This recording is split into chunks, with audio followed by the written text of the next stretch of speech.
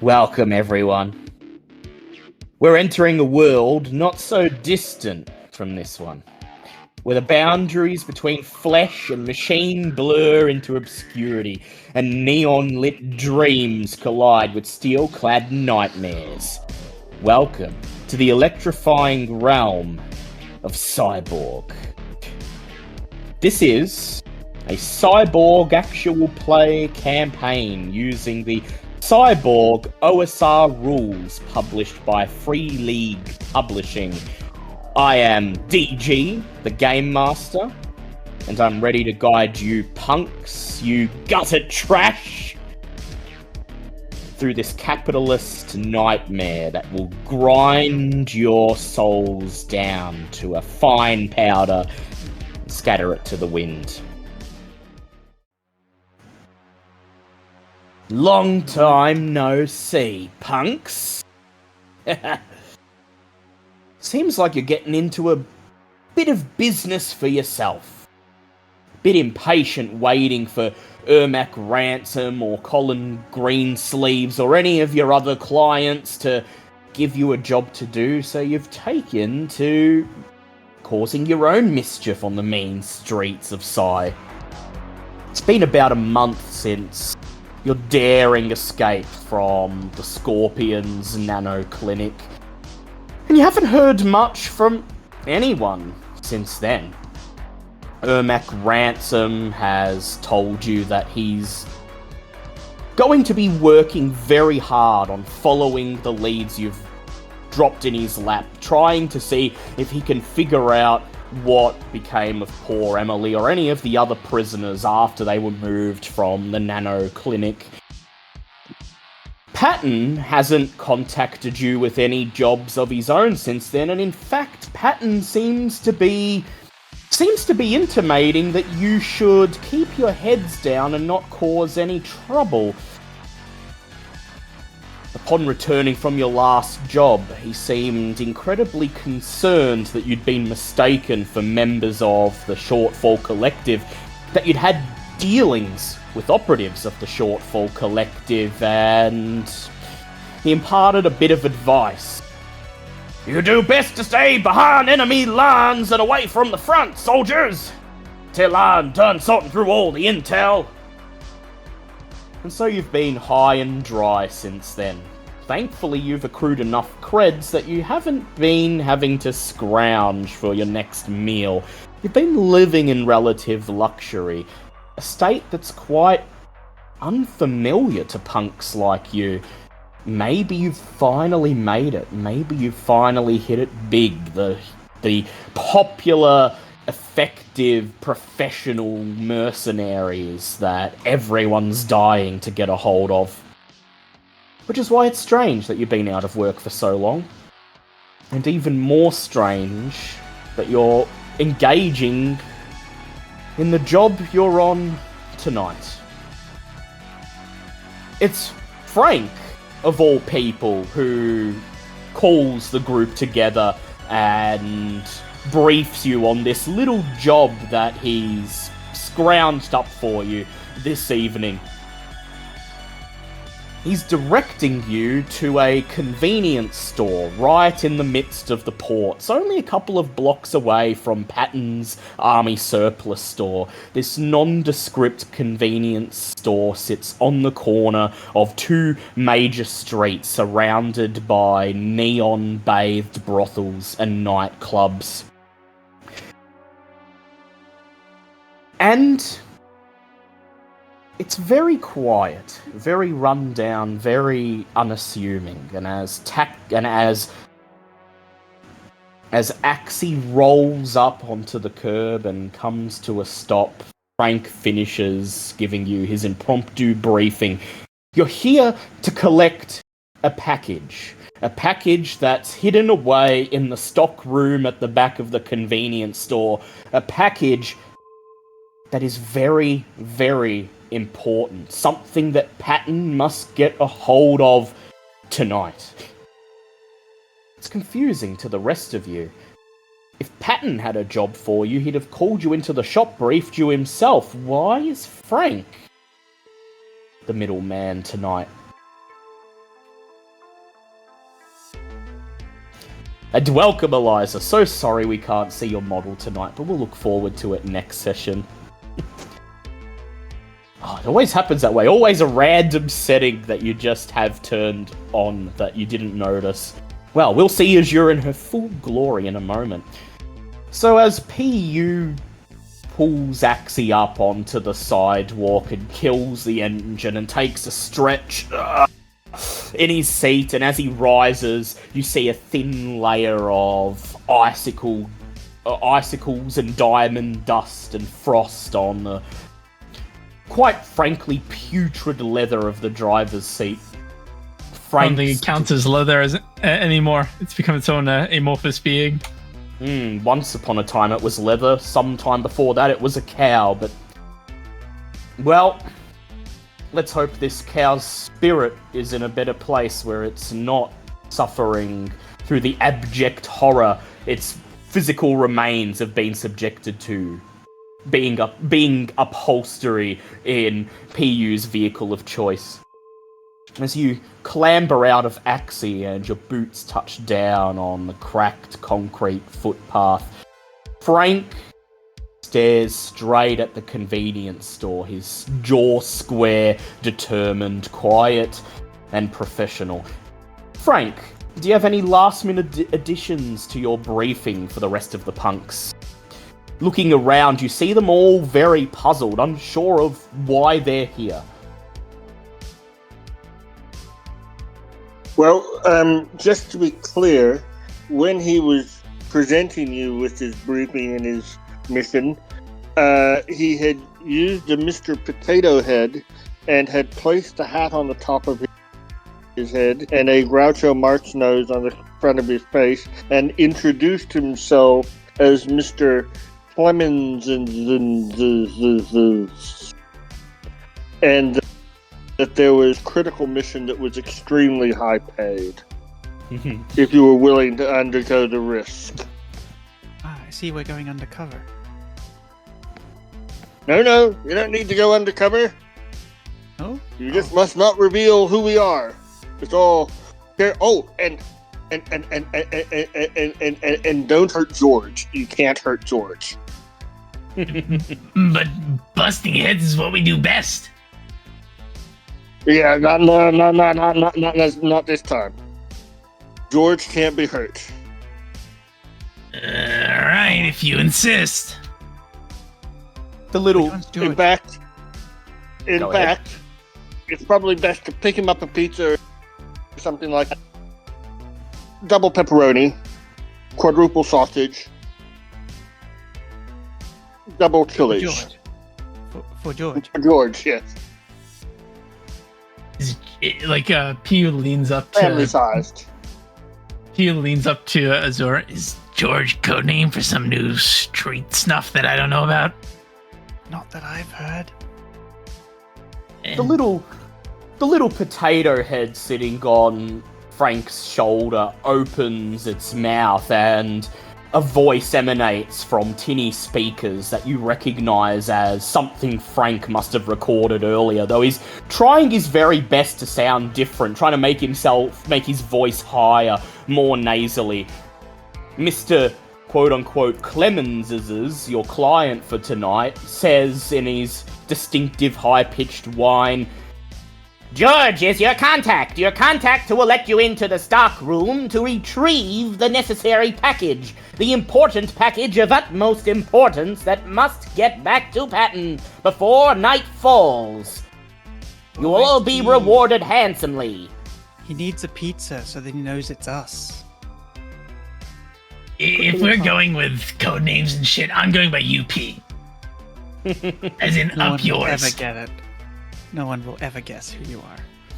Of course, I'm very discreet. I'll go with Ruby.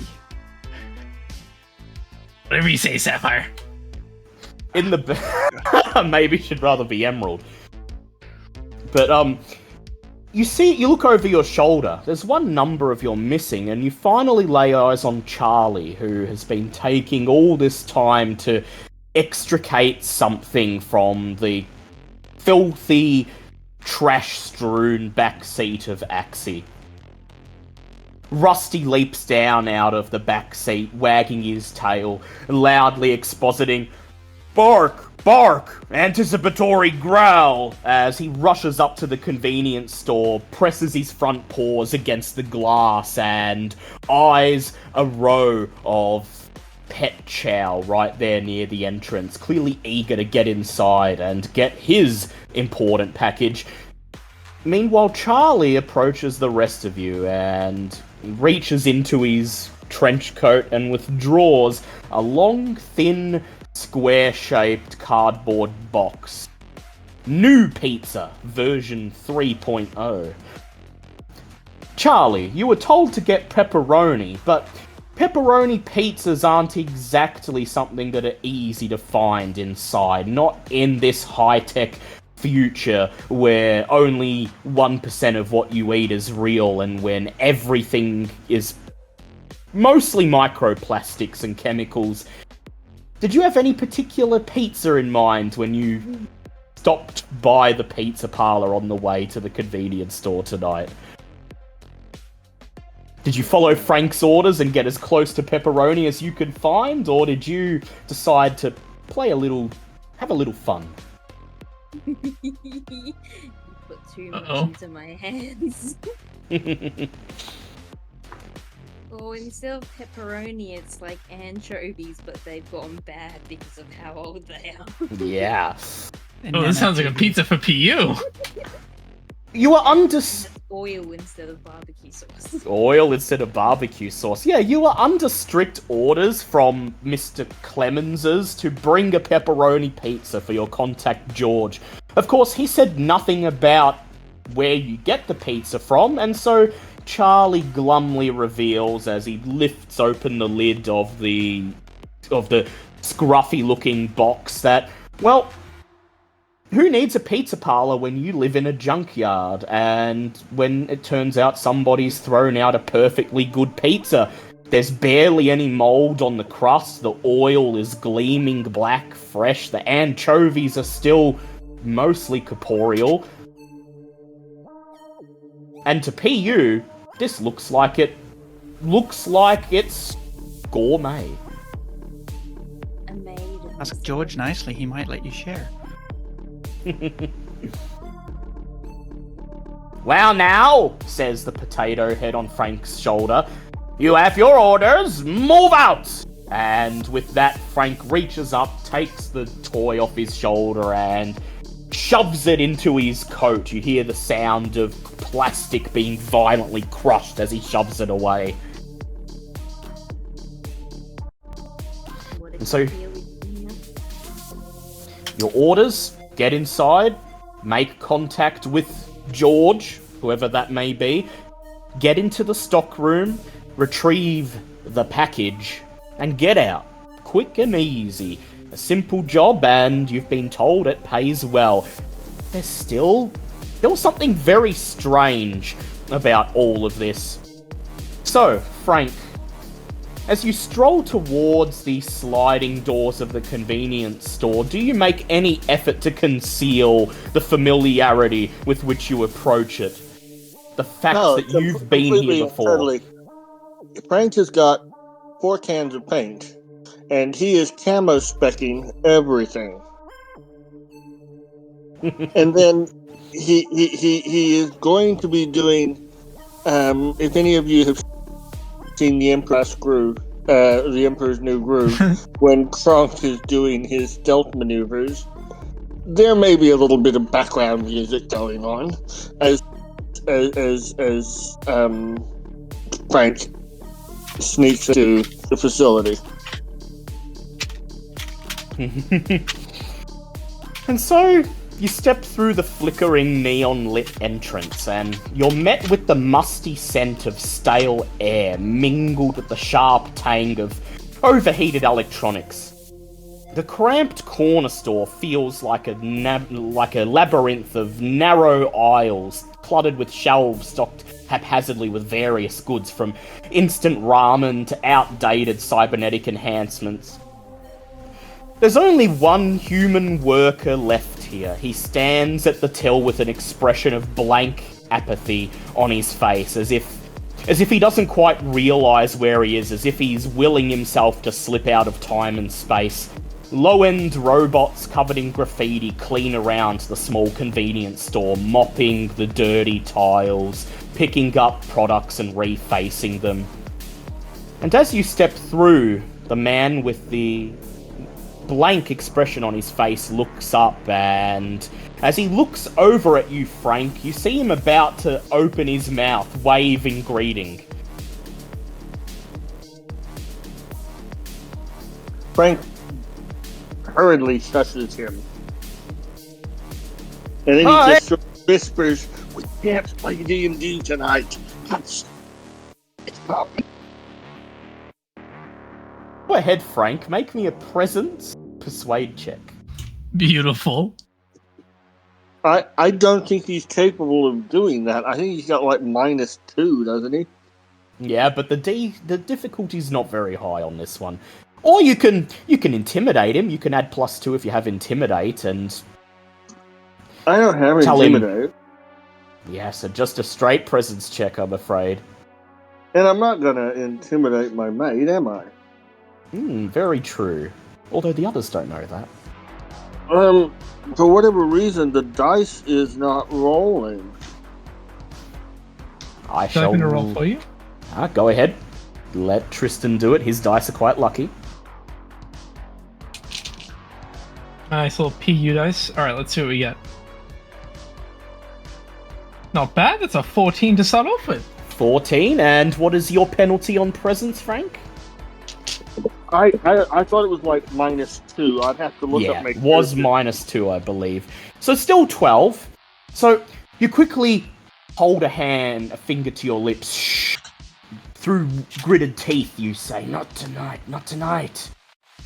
And he seems to get the hint. The man winks, nods, and he says, cutting himself off mid-sentence, welcome, totally new customer I've never seen before. How can I help you? We've got figs, we've got drinks, we've got pet chow, any late night cravings you need filled, I'd be happy to oblige. He flashes a smile, revealing impossibly white teeth, and as he leans forwards over the counter, the rest of you take note of the little plastic name badge pinned to his chest, which reads George. I'm with you guys. I'll distract him. You guys find the storeroom in the secret package. Wow, look over there, yonder. What could that be? And he points, I don't know, out the big glass window. George sighs, and acting as if he's going along with the joke, rolls his eyes and turns his head in the direction where Frank is pointing. I'd like everybody to go ahead and make a presence check for me and add +2 if you have either insight or perception. Presence, you said, yep. 10 total. That's a nice 4. Nice. Natural 4? 20. Natural Ooh. 20. Ooh, Charlie. Glad someone knows what's up. Charlie. As George turns to follow where Frank is pointing and he stares out the window, you lean forwards and you slide the pizza up onto the counter. You even go so far as pulling the lid open for him so that the noxious smell of the rotting anchovy immediately begins to waft through the cramped convenience store. Appetizing. And as you look over your shoulder to wink at the others, you catch a flicker of movement from somewhere in the back of the store, somewhere beyond the maze of twisted, narrow aisles. The back of the store itself is quite dimly lit. Most of the lighting is the ambient neon from outside, coming in through the front window from the neighbouring businesses. The inside of the store itself is lit only by a single fluorescent light bar above the counter that constantly flickers and buzzes, indicating it's about to die. The back reaches of the store are almost entirely cast in shadow. And Charlie, you think you see someone moving around over there, someone crouching, someone either a silhouette of pure shadow or someone wearing entirely black. They see you catch sight of them and quickly scurry and hide behind a waist-high store display of canned real meat and out of view.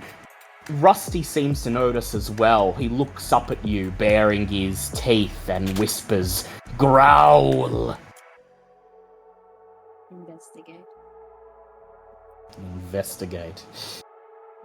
Charlie begins to make his way down one of the narrow aisles. The rest of you see him heading towards the back of the store, and you assume he's got eyes on the stock room. George, for his part, is still staring out the front window, still following where Frank's pointing. "Come on," George says. "What's with the joke? What am I meant to be looking at, big guy?" Piyu, let's follow Charlie. Piyu has taken his time away from pulling various junk foods off of the shelves to look over and nod at Ruby and follow after her. Ruby's got her hands on her cyber deck, ready to sling it out to hack into the stock room if need be. And Piyu and Azure, as you follow Charlie down one of the narrow aisles, are you just gonna stride openly through as if you're browsing just another customer, or are you going to try to be a little bit stealthy about this? Try to keep to the shadows. Don't press up right with Charlie. Try to pass it off as if you're three separate customers all making your own way through the store. Trying to be a little sneaky to help, Frank with whatever Frank's doing. Whatever Frank's doing. And Piyu? Piyu's well experienced in stealth operations, and he knows that the big guy isn't all there, but when he's got a plan, he'll try to help him out as much as he can. So he's slinking around, making his ways around. And he's stolen a little bit from, gas stations over the years, here and there, as you do. So he's very aware of where all the cameras are. Yeah, he's looking around, ducking out of view of the cameras as he makes his way through the aisles. You might see one of his hands quickly shoot out, grab a package from the shelf and slide it into his jacket. Alright, Piyu and Azure, go ahead and make me agility stealth checks, please. Don't mind if I do. I get a +6 to those. I don't get a +6. I think I got... Where's my... Ooh. 15. 15. I might go ahead and use a glitch, because that's actually not a great roll. Actually, this glitch might be useful. I will go ahead and minus DR4, because I rolled an 8 total. 8 total, yeah. Lovely. So as Azure makes her way through one of the aisles, following behind Charlie, whistling as she goes, occasionally a question mark or a love heart pop up on her LED mask, feigning her interest as she checks out or makes a show of checking out the products on display. Piyu's still strolling through, stops and snaps a can out of a 6-pack, drops it into his leather jacket and continues on, idly whistling as he goes. Finally, you reach the back of the store where Charlie is, and Charlie, you're the first to get there. Rusty's sniffing around that display of canned meat where you saw the figure scurry into before, but now nobody's there. Still, Rusty's sniffing the floor, wagging his tail. "Bark! Bark!" he says with anticipation, telling you he's caught someone's scent. And right there, beyond Charlie, Piyu and Azure, you see it. The door to the stock room, a faded sign reading "Staff Only," and a very cheap-looking retinal scanner right next to it. Well, I might see if there's any way for me to open that. Yeah, Piyu's gonna nudge Azure while he pulls out his lockpick and begins working on the physical part of the door. And as Azure unslings her cyber deck, slides the cord out and prepares to jack in, Charlie, Rusty's looking at you, his tail wagging, almost as if he's bursting to set off at full tilt, chasing after whoever you saw, whoever scent he picked up. All you need to do is give him the order, unless you don't want to make a scene, in which case you can rein him in. It's not track with caution. You nod, giving him the silent order, and he sets off, nose close to the tiles. Sniff, sniff, sniff, sniff, growl, making his way through one of the aisles. As he does so, Charlie, go ahead and roll a knowledge check for me, and add +2 because of your mechanics proficiency. 15, nice. Your gaze follows Rusty as he slowly creeps down the aisle. At first you think he's heading to the pet chow. He's drawing closer and closer to it. He stops for a moment and stares at a big plastic bag of cyber kibble. And then he stops. His tail perks up straight, he bares his fangs and lets out a great bark, bark, bark, bark, as a person hiding behind the bag of doggy chow brandishes a weapon, kicks the bag out of the way, and readies himself for combat. I'm just gonna point my shotgun at his face. Go ahead and roll me an agility check, please, Charlie, and that will be initiative. How much are we seeing this? You'll see Or it. focus on the door. Yeah, you'll see it. I'll get to you in a moment. 14. Because as 14. far as I'm aware, we're just like casually going down, humoring Frank. So I'm not expecting shotguns. If Charlie had not noticed this person, if they'd managed to remain hidden, they'd have got the first shot off. But Charlie got to roll initiative because he found them and he won initiative. So the first thing the rest of you are aware of, as you're about to slide the port into the hole on your neck and PU's extracting his lockpick set from his jacket, the first thing that ticks you off that something is wrong is when you hear Rusty loudly bark. You look over and you see Charlie reaching into his trench coat, pulling out and cocking the sawn-off shotgun. And then Frank at the front of the store, as you continue pointing out the window, and as George leans forward, squinting, straining, trying to see whatever you're trying to point out to him, you hear the sound of cocked weapons from the store behind you. What do you do? Well, first he just suddenly looks up. Then he remembers his team, and he goes, "Oh, yeah, probably should have thought of that." And he turns around and says, "Wait, might be a customer. Might be an innocent bystander." Never stopped us before. Beside you, George. So George is now face down on the ground. You've grabbed George, you've slammed him down behind the counter, and as you hold him there, he trembles, his face flushes red, and then he stammers. I'm sorry, Frank. They said they'd arrest me if I didn't. And then, crash! All hell breaks loose. Oh no.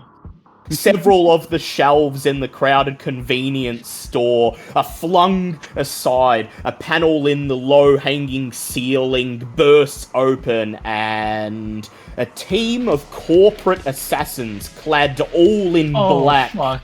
Their faces decked out in chrome night vision goggles, brandishing state-of-the-art military weapons, make their presence known in the store, a logo branded on each of their pauldrons. Kartel makers. One of them peers over at Frank at the front of the store and shouts, Target acquired!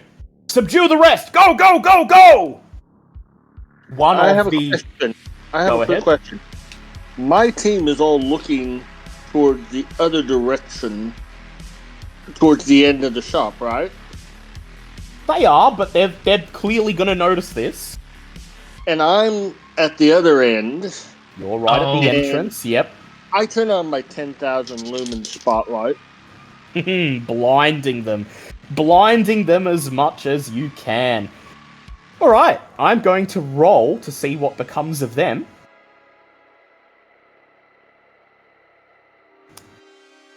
As the... And I assume So- that's my act. Yeah, that'll be your action. So, Frank, go ahead, describe for me, if anyone was to look at Frank, what exactly would they see him doing? Nothing anymore. Yes. Very, very, very well said.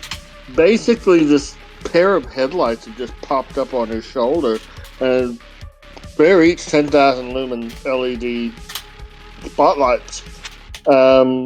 Bright daylight is, 6,000 lumen. So this is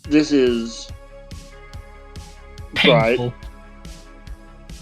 So I'm going to rule that this works the same way as a flash grenade, which means I've rolled for each of the three assailants.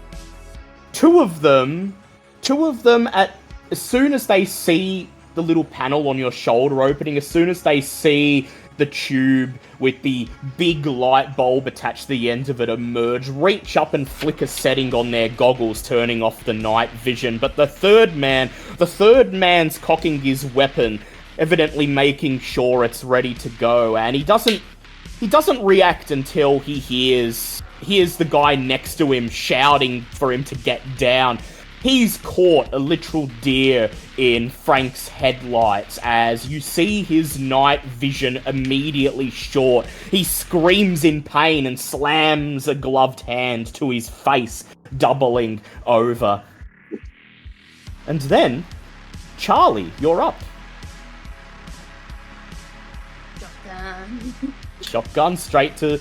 Do you want to take one of the ones who isn't blinded, or the one who's doubled over blinded from Frank's headlights? Well, I am pointing one directly at someone's head. Yeah, you are. Yeah, he's not the blinded one, though, so it'll be a normal shot. So go ahead, roll me a presence check.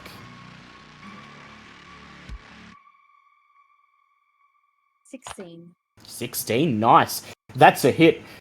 He just now seems to realise that he's got a shotgun cocked about a foot from his face. He raises his own weapon and begins to tighten the trigger, but you're already on him.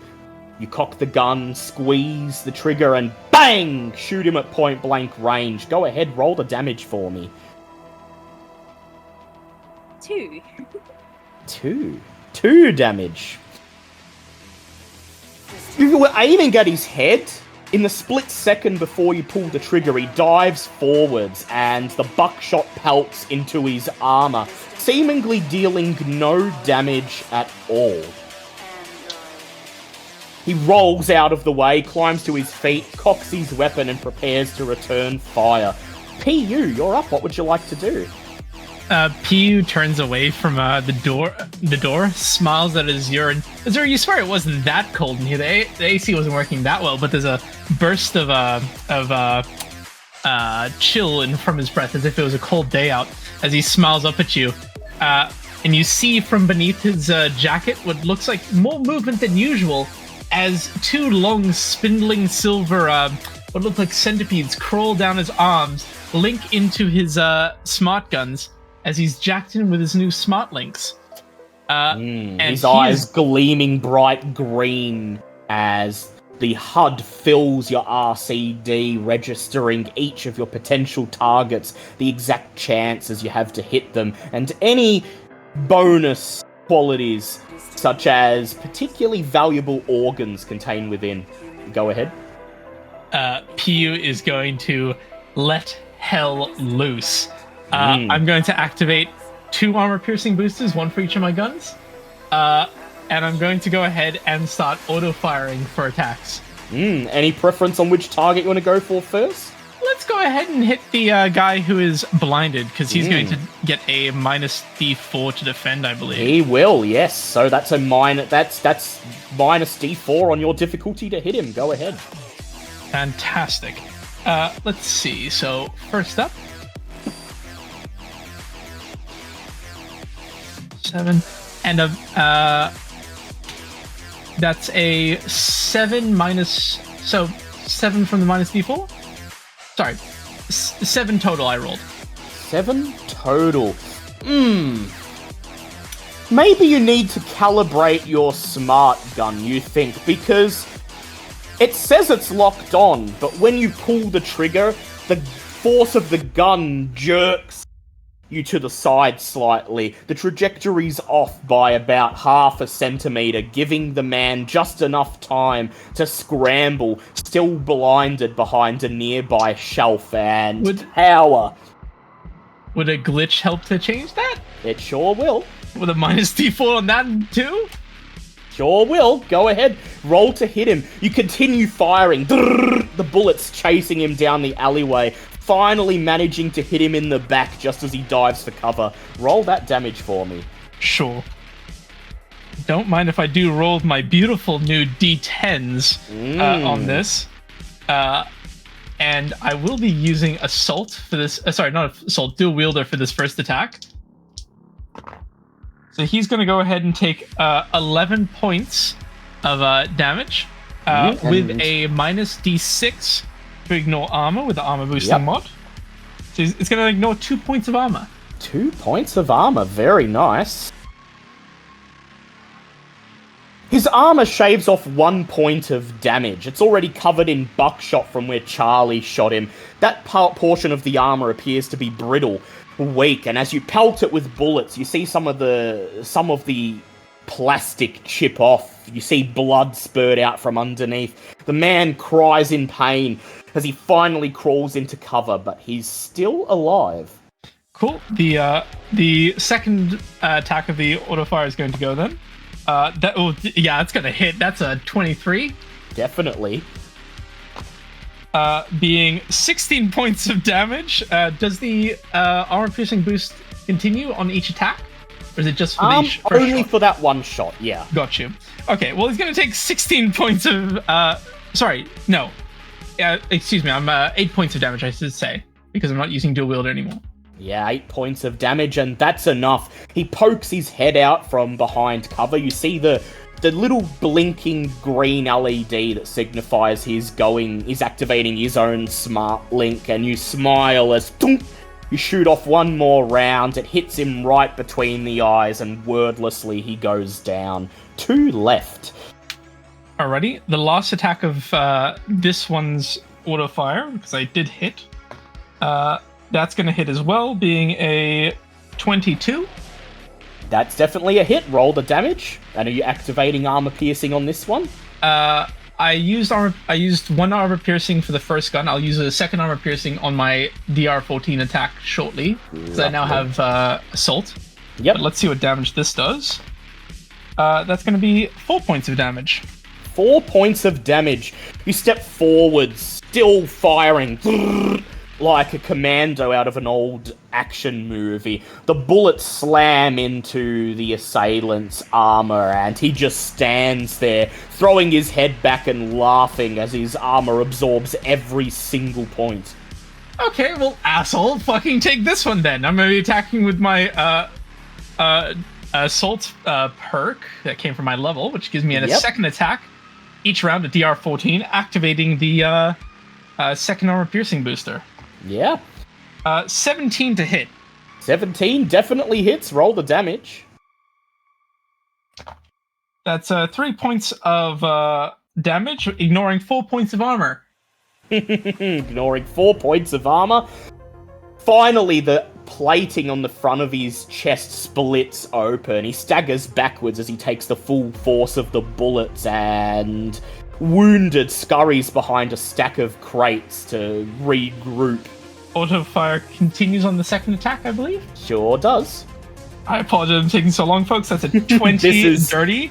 That is definitely a hit. Roll the damage. That's going to be a 1 point of damage, unfortunately. Yeah, you just scrape his right shoulder as he fully pulls himself behind cover. Alrighty. We love to see our main damage dealer do their work. He did take one guy out all on his own. And then I rolled for the last hit. It's going to be a 14 to hit. That will be a hit. Go ahead, roll the shit, damage. Let's go. Hit every attack. Lovely. Sorry, I just need to read something. Don't worry.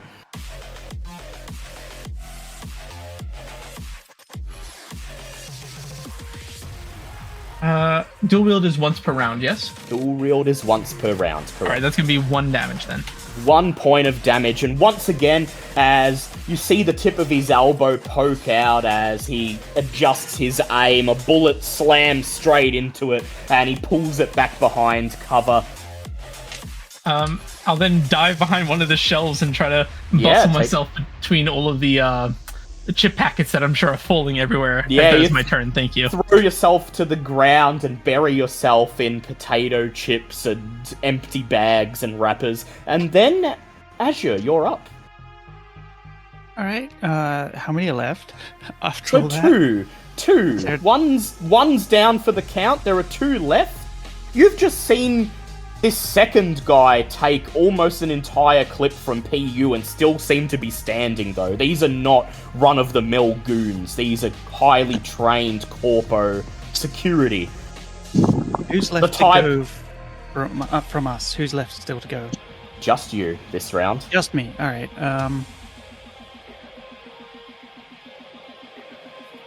So we leveled up and I got a new ability last time, yeah? You did, yes. Well, I would like to give it a shot. I just got Terror.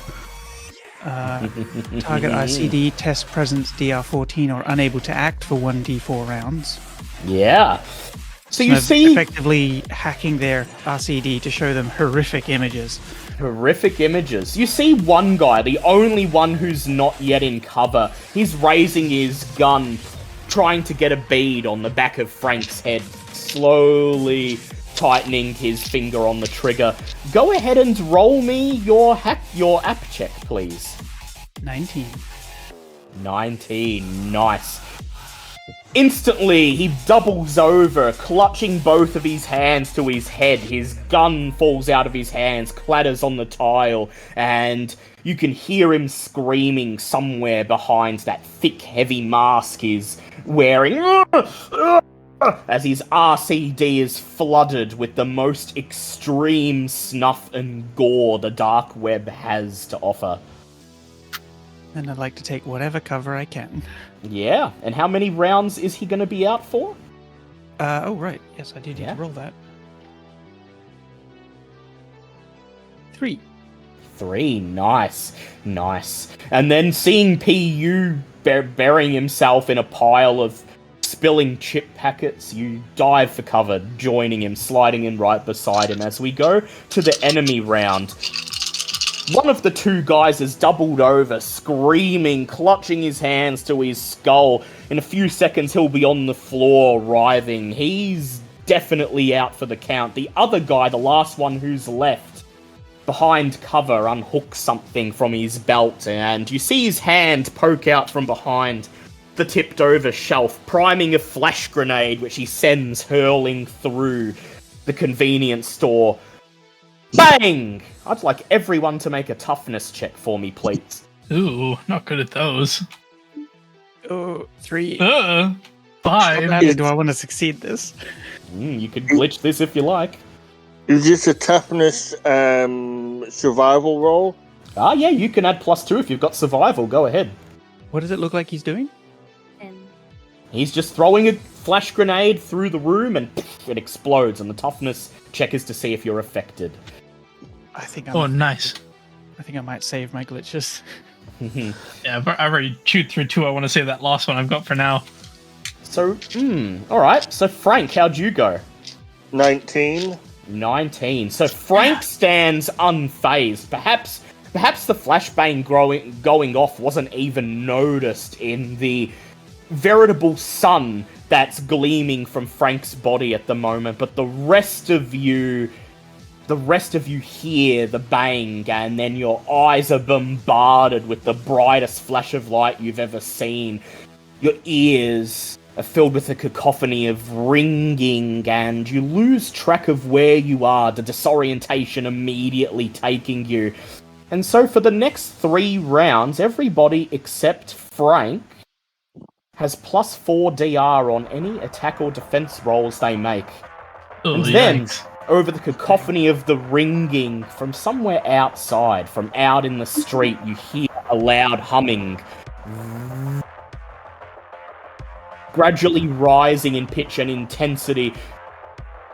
You shift forward, glancing out through the window to the street, and there you see a military-grade flying drone hovering in the street, about a foot above Axie's roof, the twin miniguns on the front beginning to slowly turn. And then it unleashes them. The window of the convenience store shatters into 1,000 tiny pieces, and I would like everybody to make an agility check to dodge out of the way. Ooh, is this considered a defense roll? This is considered a defense roll. Because of my +4 to agility now, I just get a flat D20. Let's see how this goes. Can athletics or survival or perception help? I'd say either athletics or perception count, Frank, because you're not affected by the flashbang. You can see it, you know where the attack's coming from, so go ahead. So I got 18, but the DR is increased by 4? The DR is increased by 4, which makes it 16, so you're still fine. Okay. Still fine. I got a 17. And how'd Charlie go? 17. Let's go! Ooh, so despite the ringing in your ears, despite the disorientation from the flashbang, you all pull your heads down, duck for cover. You feel the shelves hiding you shiver and shake as they're pelted with bullets, and you each take half of the damage that you would have taken. 4 points of damage each. And you may, of course, roll your armor if you like. I got to take off 2 of those, which is fantastic. Very nice. And then Frank, you're up. George is still at your feet, squirming, shaking, and by now he's weeping. I'm sorry, Frank. If I had any other choice. Sorry, how much damage was that again? That was 4 points for everyone, minus your armor. Right. Well, as Frank is going off to deal with the military robot, he says with annoyance, "Well, I reckon it's your damn time to DM then." And he's going... I think we brought a pizza for you. You're going to have to be the DM. And he's going to run out, and he's going to pile drive the military robot. Just slam his body into it. Go ahead, roll me a strength check. Well, he was planning to use his metal cricket bat. Ah, yes, sir. It comes out, shing, as he charges out into the street. He raises it over his head, and how does he do? Well, I think we all know that PU is the one we have here for combat things. Yeah. But Ooh, nicely done. That's still going to be about a 24 or something. Yeah. Like that. Would that in fact be a natural 20? It's an 18, and then all the bonuses. Yeah, then all the bonuses. The drone's propellers whir as it attempts to swerve out of the way, but it's not anticipating a huge hulking Frank come charging towards it with seemingly unnatural speed, and as it swerves to the right, Frank merely swivels around and brings the cricket back down right on its spherical outer shell. And how much damage are we talking, Frank? I do not remember the damage of the bat. That'll be a D8. And Plus your strength. Well, then that would be 8. 8. Nice. The cricket bat sinks into the flying drone's armor, splintering it. The propellers whir feebly and then the whole thing combusts from inside as the spherical drone slides forward, slamming into the front facade of the convenience store like a little meteorite. Nothing more than burning scrap metal on the footpath. Alright. Asher, you can go next. Oh shoot, I wasn't expecting that. Who's still up? There's two of them still two of them, but one of them's disabled currently. Yep. And PU and Charlie have yet to go. Alright, I might try another hack. Using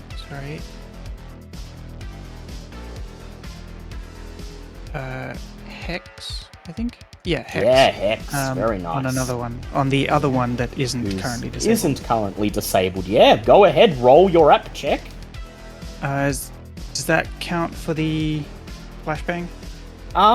That does not, actually, because that's something, it's more muscle memory than actually needing to peer down at your cyber deck. You know how to slide the cartridge and you know where the keys are.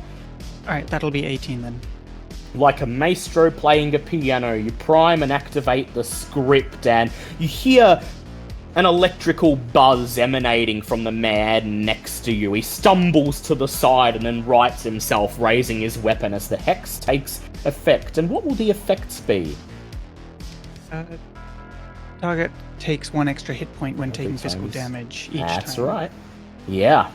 He stumbles around, leaving an opening for himself, and then Charlie, you're up.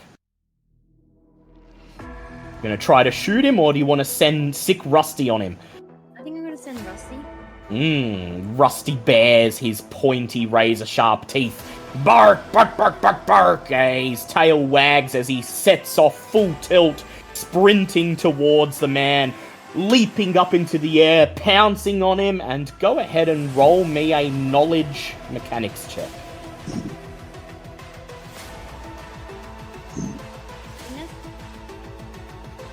Sorry, how much? 13. 13, nice, yeah. You watch as your faithful companion pins the man to the ground, sinking his teeth into the man's wrist, and he screams in pain as his finger squeezes the trigger, sending half a clip of bullets into the ceiling. He takes 4 points of damage as Charlie's razor-sharp teeth bypass his armor. And then PU, you're up. He is still swiping in front of his face. He can't see very well. And he says, Why don't you dickheads just chill out? And I'm going to go ahead and release this burst of cold out from PU. I'm going to be activating Chill of the Void. Yeah. And these two targets going to have to test DR. I have to see if I can make it first. Go ahead, test your presence. But I thought that might be better, seeing as I can't see at the moment. Yeah, well, this doesn't count for the flashbang, so go ahead. Ooh, that's not going to work out, unfortunately.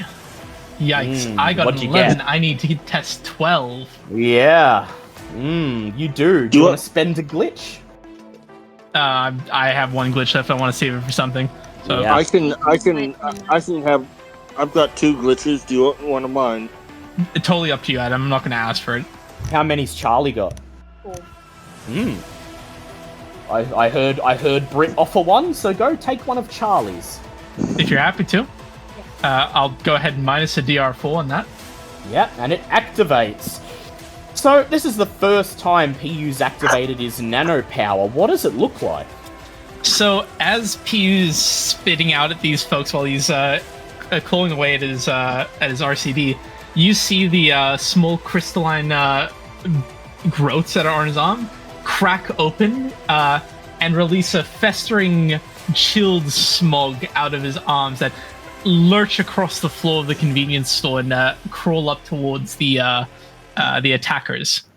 And they're going to have to test DR14 or take D4 damage. They both fail as icicles, diamond dust, and chill cold Arctic air fill the tiny convenience store, instantly freeze-drying most of the food stuff still on display.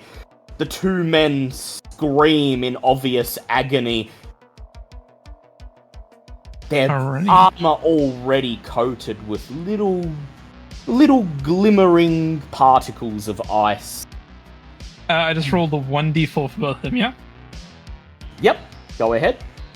That's going to be 2 points. 2 points of damage, yeah, and it doesn't get subtracted from armor, so nice, some free damage. But that's just the start. This is going to get worse every round.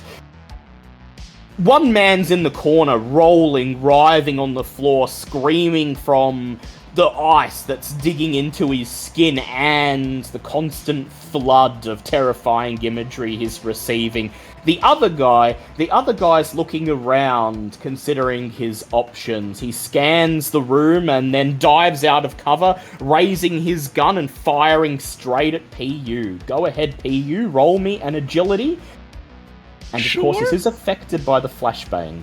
Yeah, I get a flat d20, so we'll see how that goes, because I have a +4, -4. We'll see how we go. Ooh, speaking of 4s, that's a 4. The military-grade submachine gun rattles away, pelting you with bullets, and you take 6 points of damage. Ooh, let's see how much of that is subtracted by armor. Only a singular point, unfortunately. The man continues his attack, running through the aisle, brushing the cold air, the mini blizzards out of his face. He continues firing. Next in line is Azure. Go ahead, Azure. Roll your agility. Oh boy. That's a 16. 16, nice. You grab Charlie and the two of you dive down behind one of the few shelves in the store that's still standing and still has most of its products on display. You feel the bullets rattle the steel behind you as the attack continues, and then it's Frank's turn again. So there's one guy still standing, is that correct? There's one guy still standing.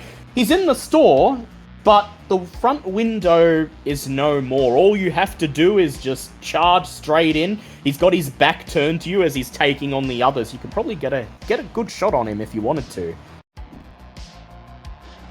It's a shame he's wearing a helmet that has mostly red and has little stitching at the back, because all Frank sees is a really large cricket ball. It's even got a little green emblem for Kartel makers on the back, which you could imagine is the insignia for a cricket league. So as you rush forwards, you crunch over the broken glass. At the last moment, he hears your footsteps and whirls around, but is it in time? Go ahead, make the strength check for me. I think that's a total of it's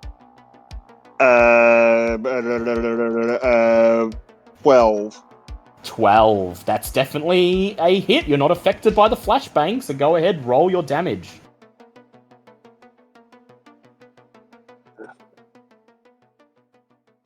That will be 6.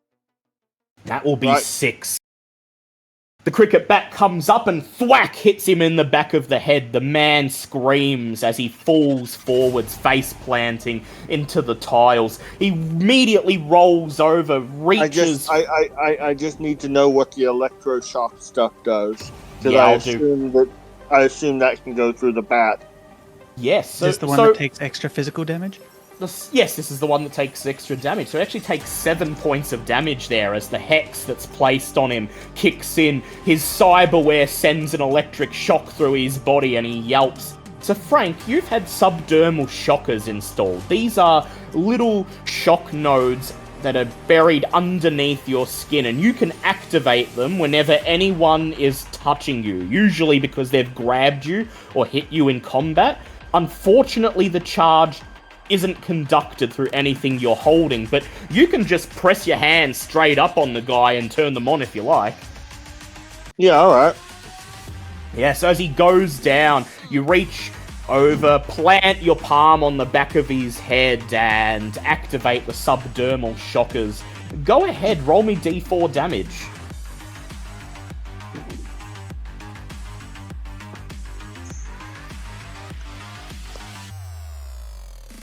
2. 2. You feel power surge through your body, and everyone nearby watches as plumes of lightning shoot from your fingertips, charring the man. He screams, and the smell of burning flesh fills the tiny store. A black plume of smoke begins to rise from under his helmet as he ceases to struggle and finally falls limp. Ooh, His I head should still point out that- grasped in your hands. What? Well, I didn't grasp him, Mr. Frank. He just poked him. Yeah, poked him. So he fell to your floor, fell to the floor, he struggled at your feet for a bit, and now as he lets out one last gurgle, he falls back and lies spread-eagled at your feet, a plume of barbecue-smelling black smoke wafting from his corpse. That leaves one guy left, one guy who's rolling around on the floor, screaming, "No! No! Not the face! Not the face!" And you're up, PU. PU's going to well, first of all, he needs to DR 16 check that power I used. He sure does. So as you step towards him, as the power intensifies, do you do anything to look cool, or do you just walk nonchalantly towards the man, I'm raising walking your gun? towards him. Him a blurry mess through my RCD, and I'm gonna say, you're on ice, buddy. Go ahead, roll your damage. He failed his check. fantastic. So that's going to be a D8 of damage. Damn, this is a great psi power. It is. So he's going to take 5 points of damage. Yeah, 5 points of damage, and he's already been hurt. So as you finally reach him, as you stand over him and see that at this point, his entire outfit has turned from black to white. There's actual snow caked into the grooves of his combat armor. He looks up at you and opens his mouth to say something, but all he manages to get out is a gurgle, a gasp, and then he slumps backwards, succumbing to the bitter cold at last. He spits on the body and then looks around, wipes his eyes from underneath the RCD, and says, Who the fuck are these chooms? Frank, was this what you had in mind for the mission? Hands on hips, he's staring down at George. George, you ruined my mission. I'm sorry, George says, the weeping boy burying his face in his hands. Oh, You you'll don't be mess fucking with- sorry. You don't mess with Kartel makers. They said I'd be locked up for the rest of my life if I didn't. Said that Frank had stolen something of theirs. And I never occurred that Frank is the thing they were talking about. Frank, Well, George, if somebody ever threatens you, you tell me, twist their head off like a bottle top. You Speaking twist of, these my guys still head have off. heads on. Why would I twist your head off? I didn't hear you, George. Sorry, what was that? Speaking of, these guys still have heads on them. Hey, Dale. Yeah.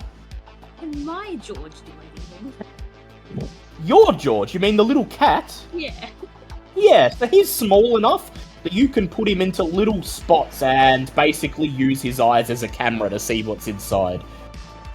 At the moment, though, you lift up your coat to check on him, and he's curled up in one of your breast pockets, his eyes closed, and as you stroke his head, his mouth opens, and he says, "Purr, purr," and then buries his face in his paws. Hey, Frank, my George can go into a little spot. Your George probably isn't about to lose his head. George looks up at Frank and he says, I thought you'd twist my head off. I mean, we were supposed to be friends, and friends don't sell each other out." That's a bit rich.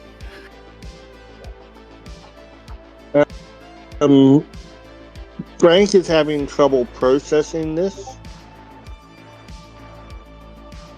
And he says, I didn't think you meant it.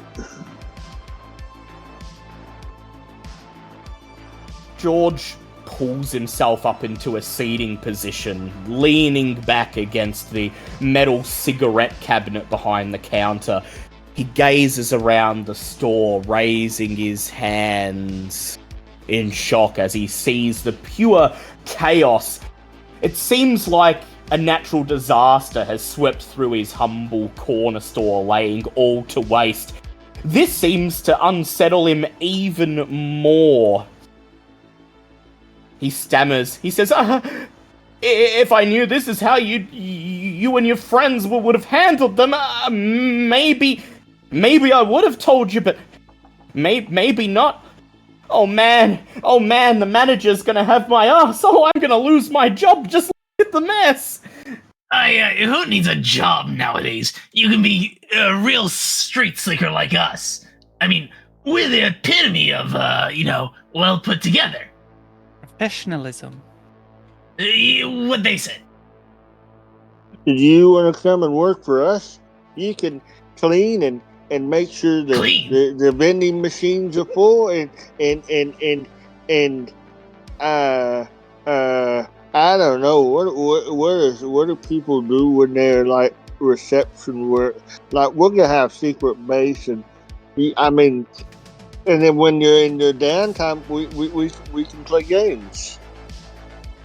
We need a pool table. You can clean the pool balls. I don't know about that. George, And you can polish the sticks of the balls. George contemplates his hands, Freezing. thinking, Frank, in all the time you've known George, you've never seen this pimply boy's face screwed up in concentration as much as it is now. He's waging an internal battle. And after a few minutes, he simply smiles and he says, Well, I have been looking for somewhere else to work, much less downtime, something a bit more, stimulating, Oh, if you need stimulating, I know a guy. Stimulating. Well, you in here and I'll come and poke you. I mean, less stimulating than a war zone breaking out in the store, but, most of my shifts here are standing behind this counter, watching people come in and out. Occasionally I scan something, but, the robots mostly take care of that. Everything's automated now, and, well, if all I was doing was pushing a broom around, restocking vending machines, at least I'd have something to keep me busy. But Frank, you've been using our stock room to recharge every night since I met you. You don't have anywhere to live. We're gonna have a secret base. Yeah, I already made sure every single one of us got our own closet with a power socket. And he grins at everybody. Fancy! Frank, thank you! Secret base, huh? Says George. He raises an eyebrow, not quite believing it as he contemplates the rest of you.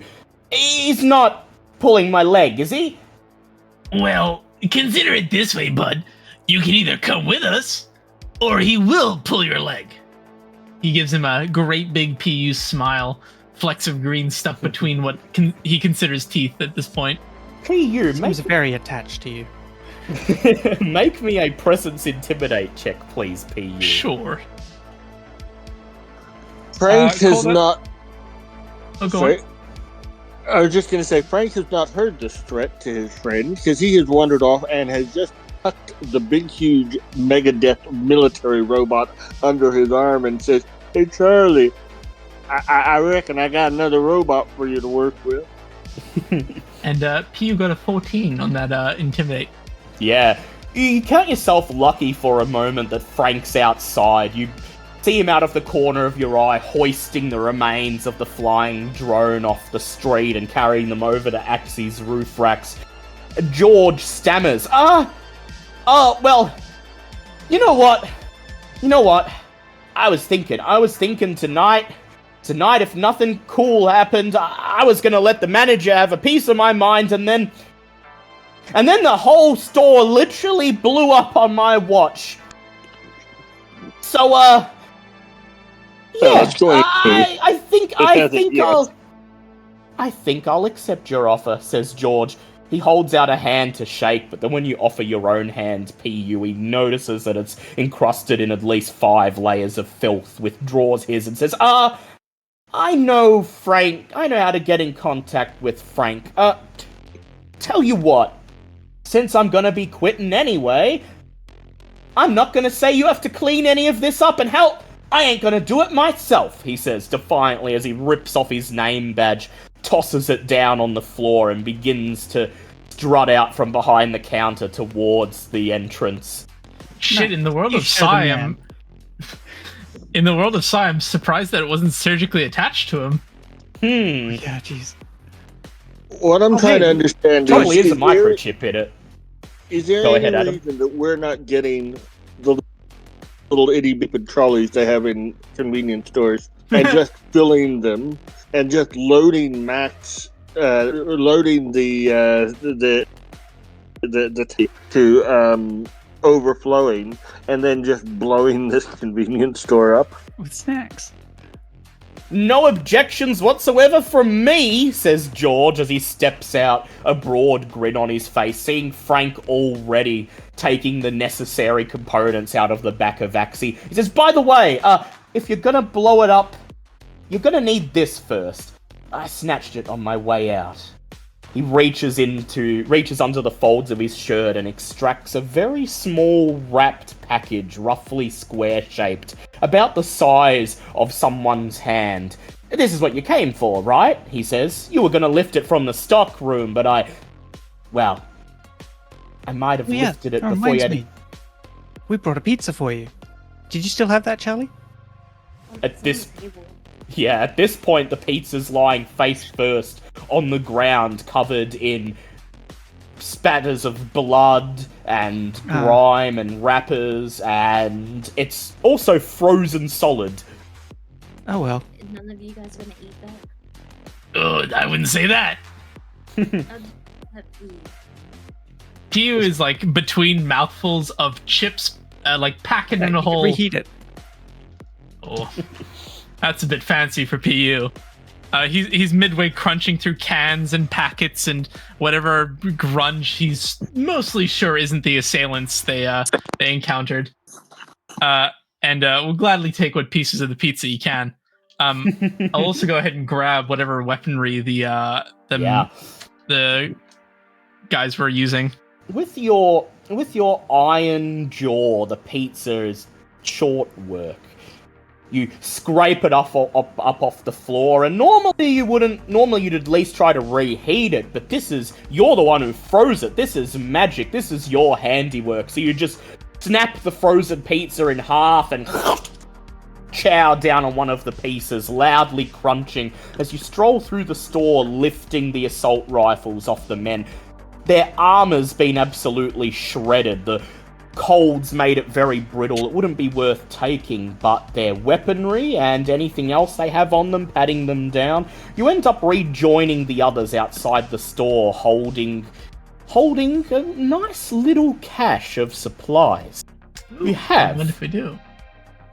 You're carrying with you. Let me see. Let me just look at the book. You're carrying 3 assault rifles, 4 going for 400 creds each.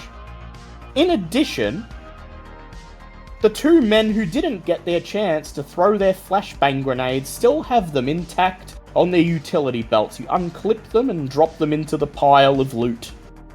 Don't mind if I do. One of them was packing something you didn't get a chance to use that makes your eyes glimmer as soon as you see it, PU. When you emerge with the others, you're waving in your hand, proudly showing off an Inferno weapon booster mod. Ooh.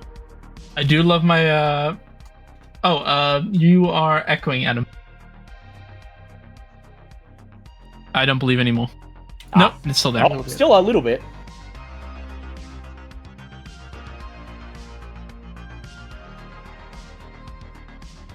No wet wipes, but an Inferno mod's quite the opposite. Let's see. I just want to take a look at that.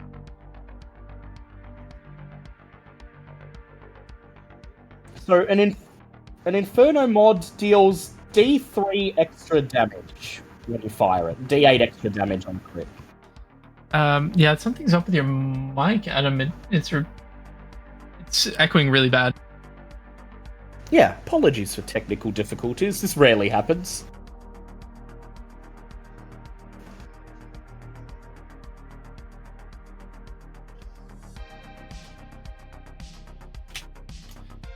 Who would like to take the booster mod and flashbangs? I think I've already got a booster mod.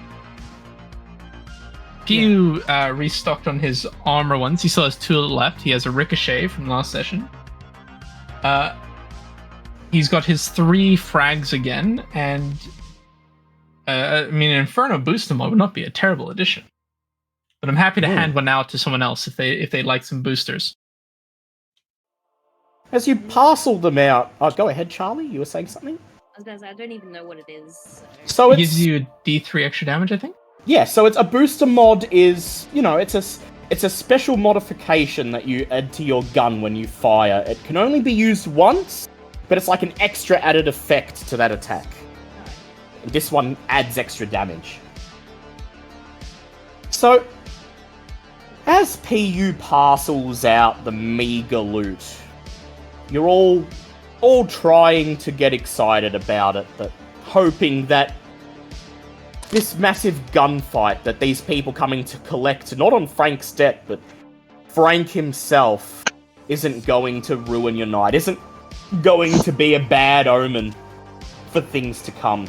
And when you're finally done trying to get yourselves as excited about the loot as possible, George steps forwards. Frank's heaping a bunch of explosives into a couple of shopping trolleys, idly walking them up towards the front of the store. And George calls, Hey, gather round!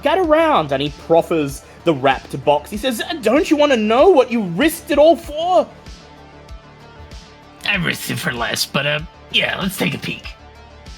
He waits till you're all gathered around, and then he lowers the box carefully down on Axie's closed boot. And with a flourish, he reaches down and strips the paper off, revealing a box of fairly cheap but genuine cigars. Ooh. Don't know why you went to all that effort to steal them, though, says George. That box is only 20 creds. I gave you that 20 cred last week when I told you to wrap up this package and put it in the stock room. Well, Frank, says George, uncertain, scratching his head. Steal it. Didn't need to...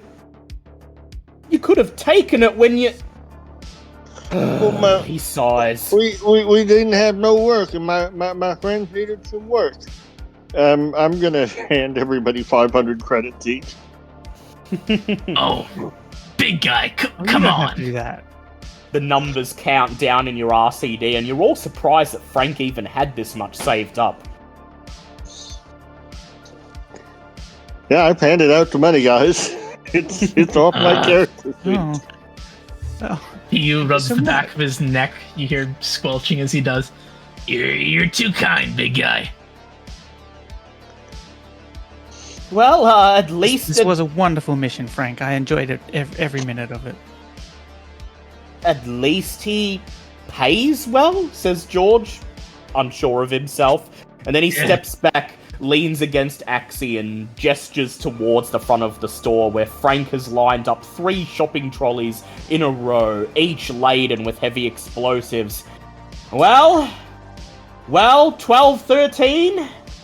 After 5 years of loyal service, for which I was not compensated with a single day of PTO, I bid you adieu, says George, winking at Frank. He will hand Frank a burning magnesium strip that he lit for him. Frank is going to hand it over to George. You want me to do the honors? He gestures. It's only right. Oh, this is gonna be so cool, says the boy. Oh, I fantasized about this since I was 15 years old. You got nothing to lose but your chains, buddy. Face. He steps over to the front of the store, turns his back on the heavily laden shopping trolleys, and nonchalantly shrugs as he tosses the magnesium strip over his shoulder. Cool guys, don't look at... The force of the explosion sends him flying forwards, and he slams his head into the front of Axie's fender, knocked instantly out cold. That was pretty cool. Oh shit! Axie, are you okay? Frank nods and says, "Yep, I recorded all that. You ever turned me in again, you little shit, and I'm sending that to the cops." You drag him away from Surprisingly Axie. devious of you, Frank. I didn't know you were a fucking narc. It's only fair. We're buds. Blow for blow.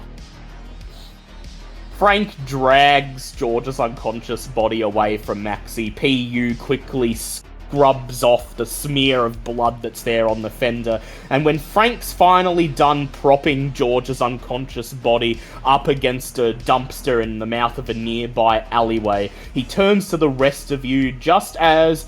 beep, beep, beep, beep, beep, beep, beep, beep, beep, beep, beep, beep, beep. An icon appears in the top right of your RCDs, a little cartoon face. It's Patton wearing his green army helmet, smoking a big white cigar. He barks the words, "We need to talk, now!" And then he disappears. Looks like Panzer Boy's, not too happy. That didn't sound He's friendly. pretty gruff normally. Maybe we should, burn some rubber, eh? We probably don't want to stick around here anyway. Yeah. Store. Smoking. Yeah, those Cyhogs are probably on their way already. A few minutes later, Axie's tires squeal as the engine roars and she speeds away into the busy, neon-soaked streets of the ports, the flaming inferno that was the former convenience store gleaming in the rearview mirror behind you. Whilst Axie is hurtling down the street, just so that people know what's happening, PU is explaining to Frank that using Aki straps to strap George to the roof was perfectly safe and totally legal. Well, I don't think he'd be very concerned with the legality of it, but... Certainly fun. And yet, as you hear the sirens faint in the distance, you think perhaps maybe it was a good thing that someone, George at least, will be there when the SecOps arrive, so that he can explain what happened, that it was all a big accident, and not at all point the finger at his best buds. About half an hour later, Axie rolls up in front of Patton's surplus.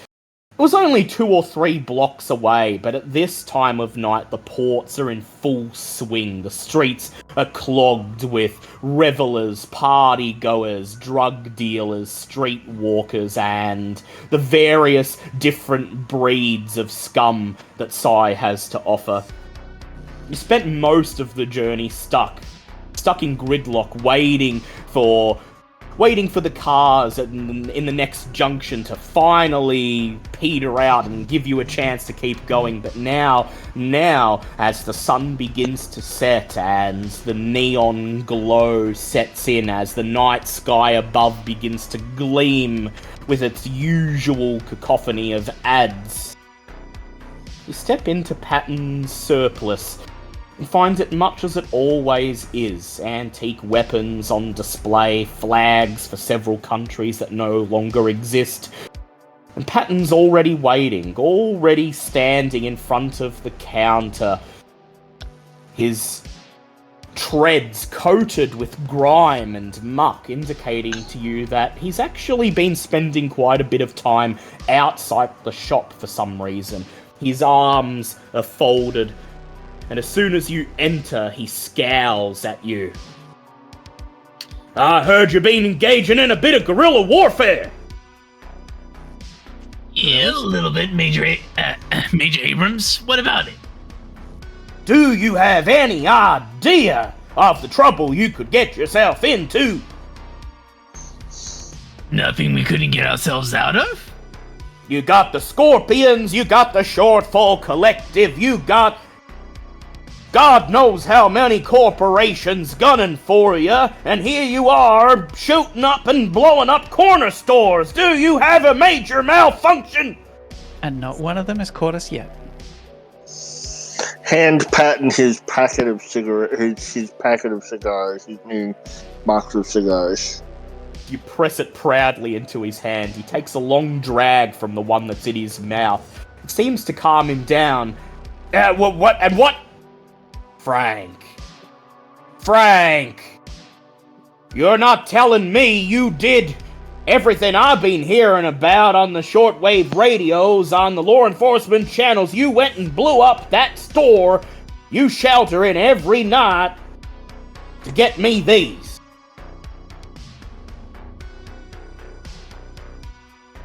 He shrugs.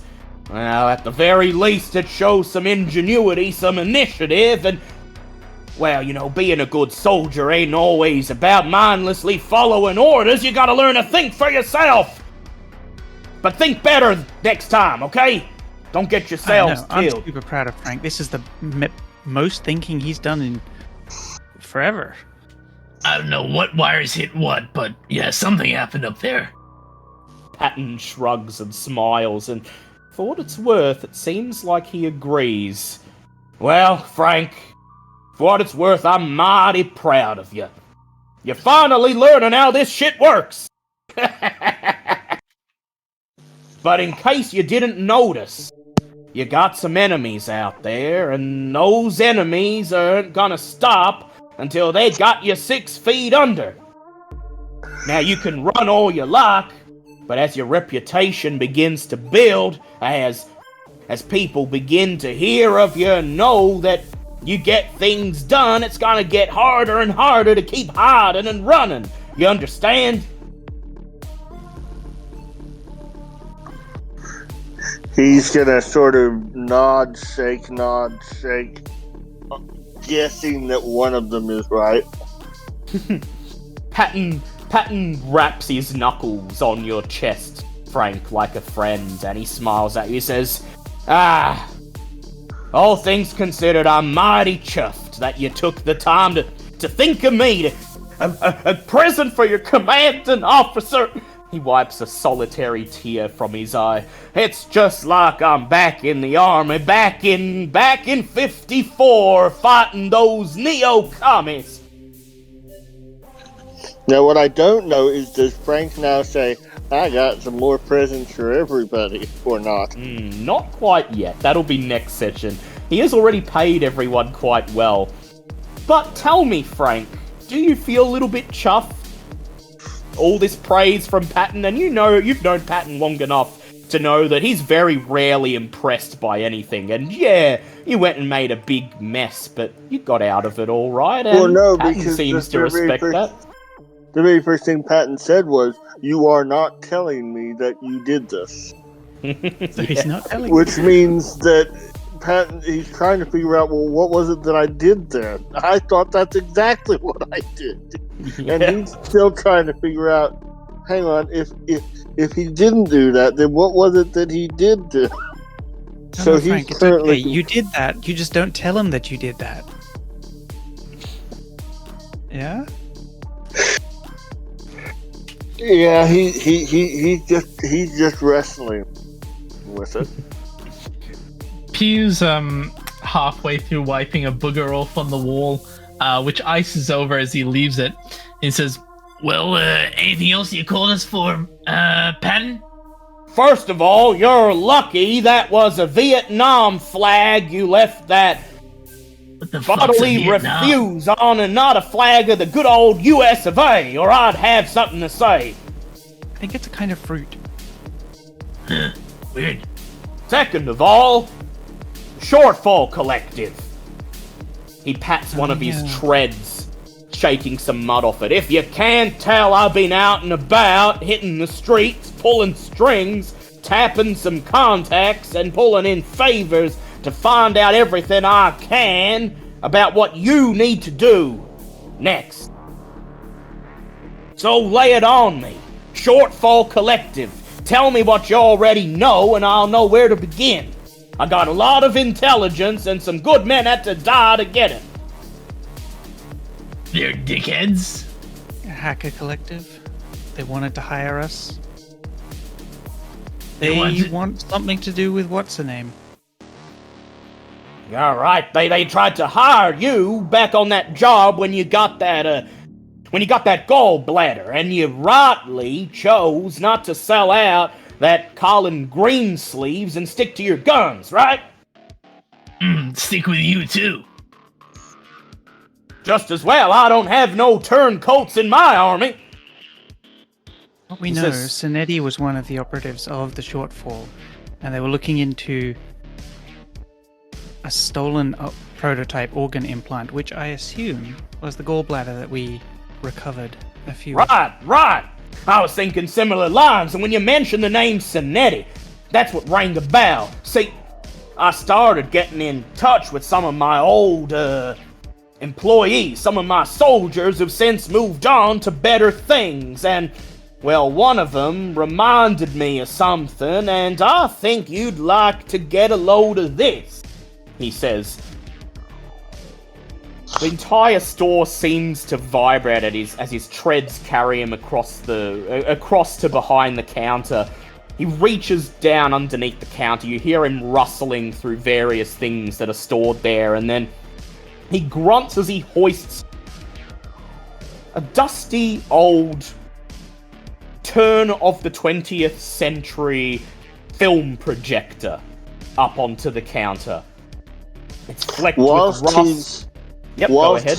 Whilst he's doing that, everybody notices Frank go over to the nearby computer mount that's on the wall, and you can see checking the inventory of various equipment and clothing stores, and it looks like he's trying to get the search filter to identify where he can find a turncoat in patent size. Turncoats near you, and then he realizes he doesn't know Patton's size, so he just stands there estimating, working it out in his mind. Patton gets to work setting up the antique. This projector is so old that its identifying labels, the mark of its manufacturer, have long since faded away. It is, for all intents and purposes, just a big block of cream-coloured plastic, unlike anything you've seen before. As if realizing that you would have no way of telling what this is, Patton says, I see Adam's cat is joining us. "Hello, Aw, kitty." cute. Hello, cat. He says, I've realized that if you got intel and you don't want anyone hacking into it or eavesdropping or what have you, analog is the way to go. He reaches under the... Go ahead. That looks older than Frank, Pat. Oh, no doubt it is older than me, older than you, older than this store. Now, this here's what they call a film projector. He goes to slam it, but then realizes he'd probably destroy it with his own strength. He stops himself at the last moment, and you watch as he hooks a circular reel of film onto it. He says, now this is how we used to store intel back in the day. Back when you didn't want the hacker collectives getting a hold of it. Back when you didn't want people listening in. Film? Like the stuff I leave on water? But back in the that doesn't day, sound- see, you're all used to the vids and the streams and the trivids and the augmented reality. You probably don't even know that this reel right here contains audio and visual information. Looks like spaghetti rolled up on top. It would be spaghetti for you.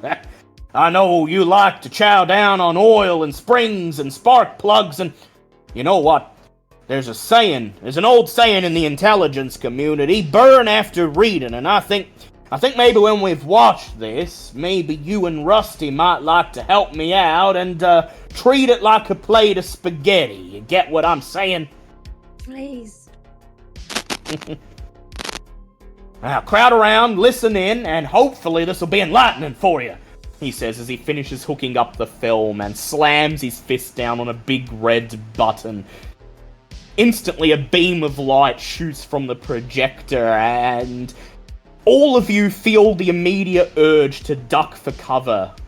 The memories of the flashbang grenade and Frank's high beam headlights fresh in your mind, but you steel yourselves just as a faded, grainy image appears, projected on the very same Vietnam flag where a icicle-laden booger from PU still sits.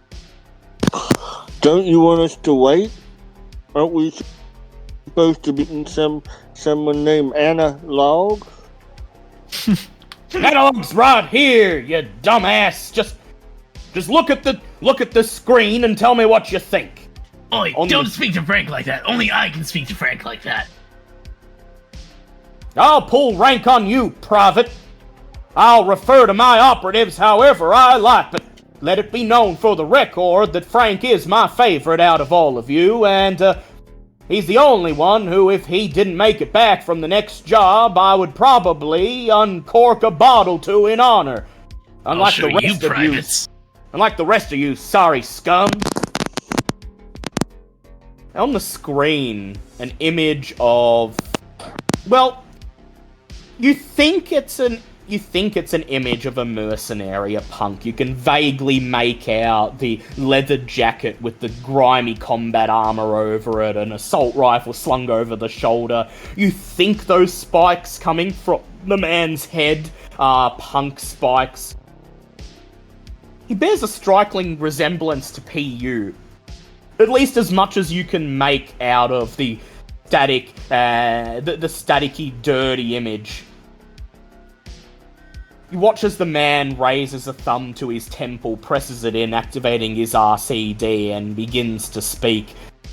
He speaks silently for about 30 seconds before Patton slaps a hand to his mouth and shouts, "Oh yeah, shit, the audio!"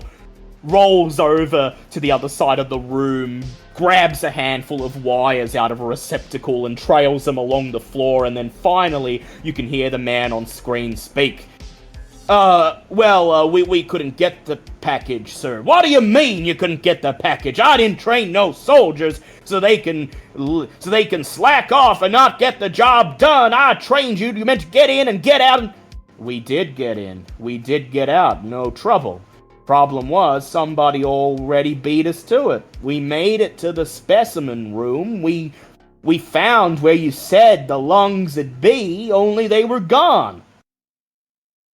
So we decided to check the surveillance footage. You know, our hacker, she's good at that kind of thing. And what'd you find, soldier?" "Well, there was a message for us, left by a guy called Cinetti. It said, 'Thanks for the lungs, asshole. You got skills, and if you want to make use of them, maybe the Shortfall Collective can help.' And Shortfall Collective? You ever heard of these numbnuts before?" The man on the screen shakes his head. "First I ever heard of them, though our hacker. Our hacker said she had heard of them and said we didn't want anything to do with them. And in fact, she didn't want anything to do with this. She says she's out." "Out? What do you mean out? Like an honorable discharge?" "She's out, gone into hiding where we got no hacker, and I trust her. When she turns white like that, when she gets spooked, something's up. So, look, we'll come meet you, make the drop-off, do the debrief, but then I'm out too. The man holds up his hands.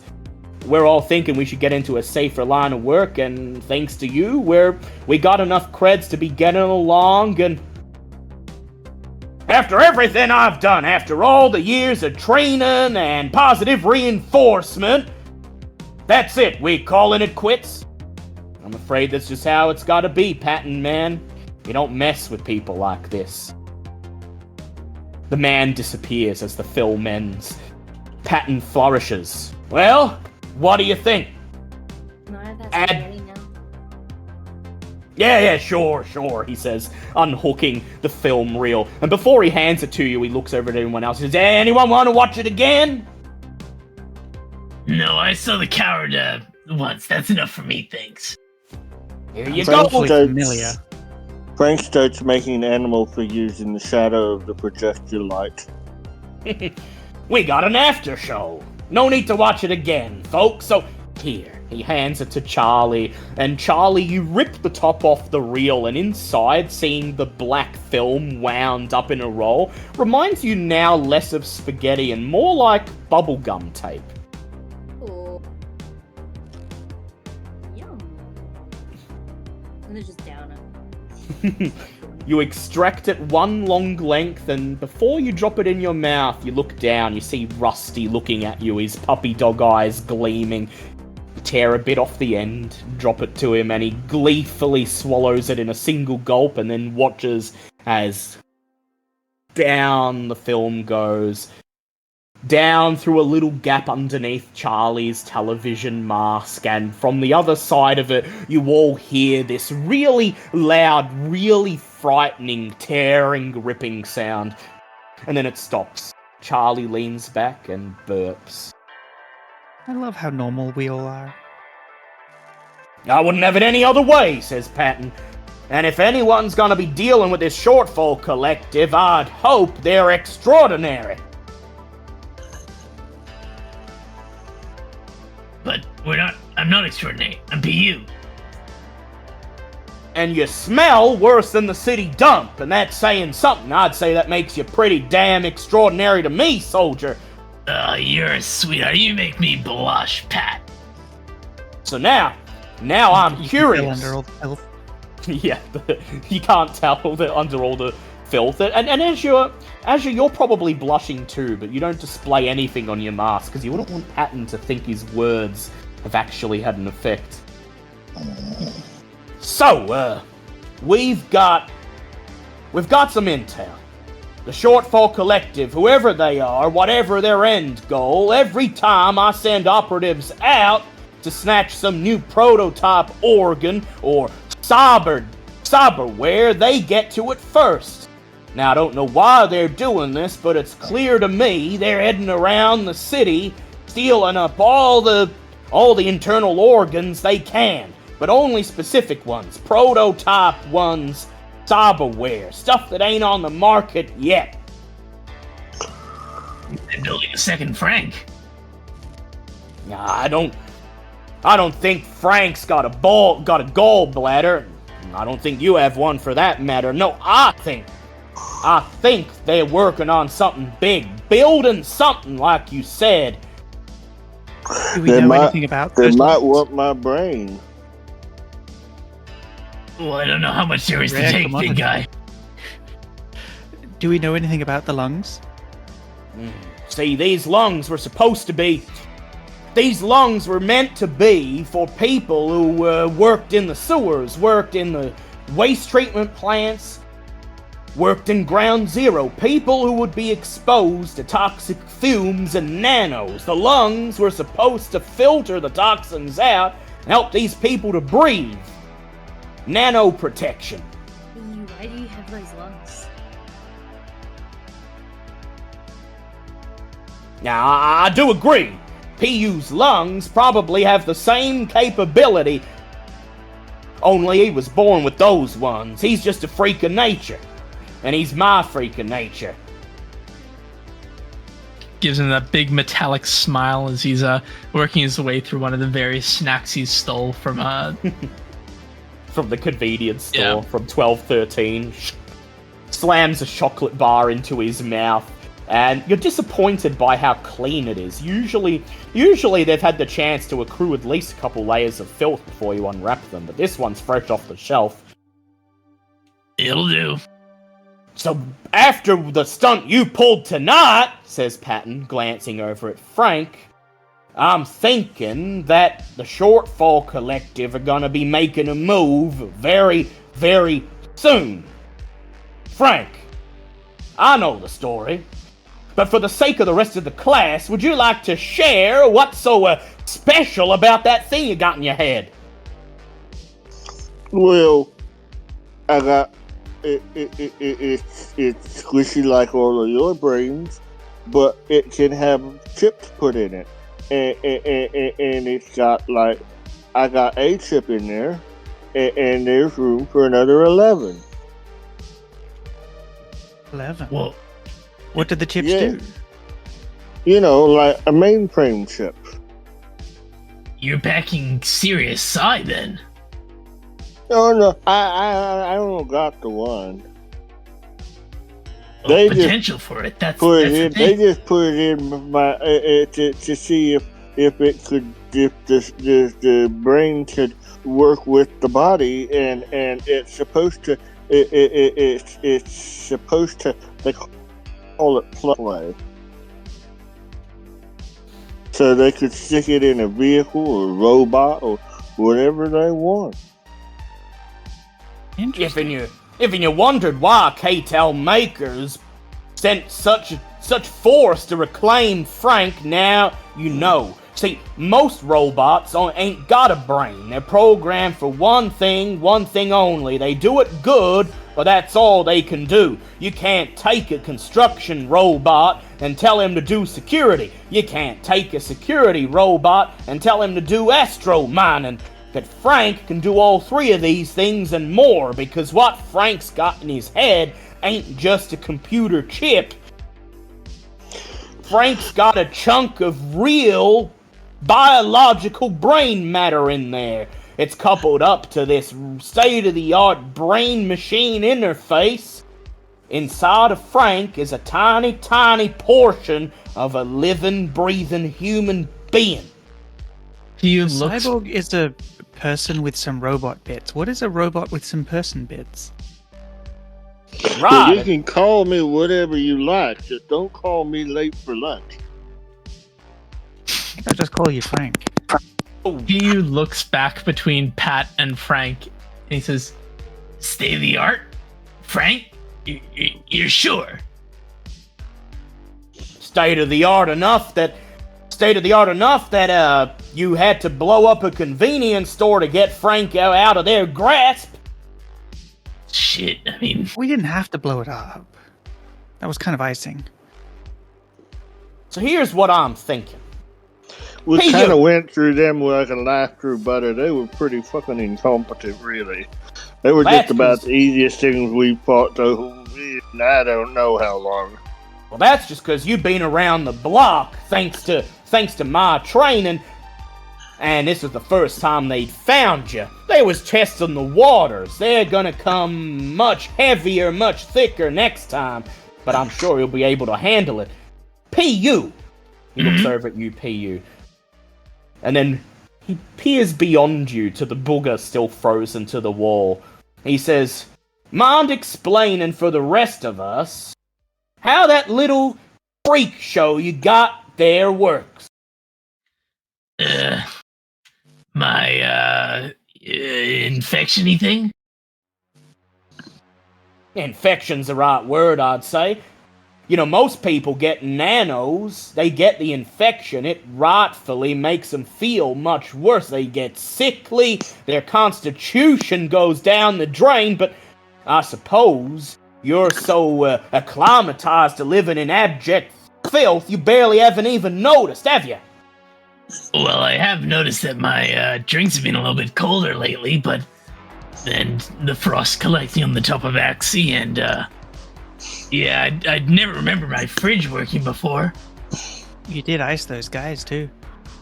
That's true. I think I picked it up in that fucking sewer we went through. Those bugs left a nasty bite, but it's been mighty fun, I'll tell you that much. Mighty fun and mighty useful. A mighty useful secret weapon. But here's the thing. Most people don't take so easily to it. Most people shrivel up and die within weeks of getting infected. It's only a few, only the cream of the crop that become bona fide nanomancers, that master the abilities they've been given and become one enough with the nano that they're able to put it to good use. And, well, it's been about a month since you was infected, PU. I'd think there ain't no danger of you dropping dead on us right now. You're a wizard, PU. Or some such. Now, as far as I understand, and keep in mind, I ain't a doctor, I ain't a scientist, I'm just repeating what my contacts have told me.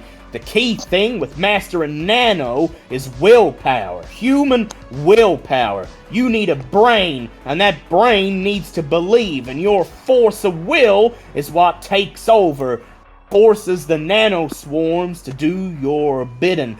If you didn't have willpower, if you didn't have force of personality, you'd be nothing but a mindless, walking, nano-infested husk, driven only by the instincts of the nano swarm. And sure, PU likes to eat some questionable things.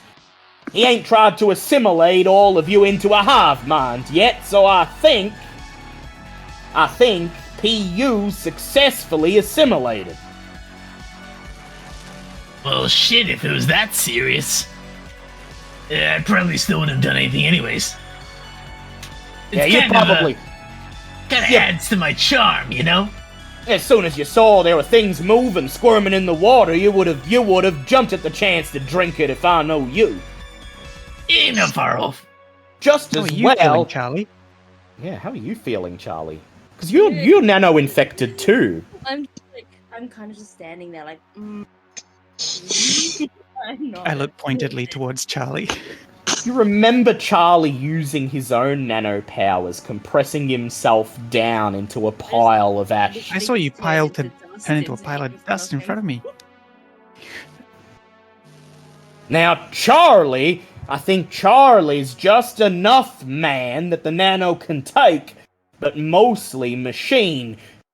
Charlie, that thing you wear, you always say it's a mask. We ain't ever seen underneath it. But if I was to lift it up, I don't think I'd find a human face staring back. Is that right?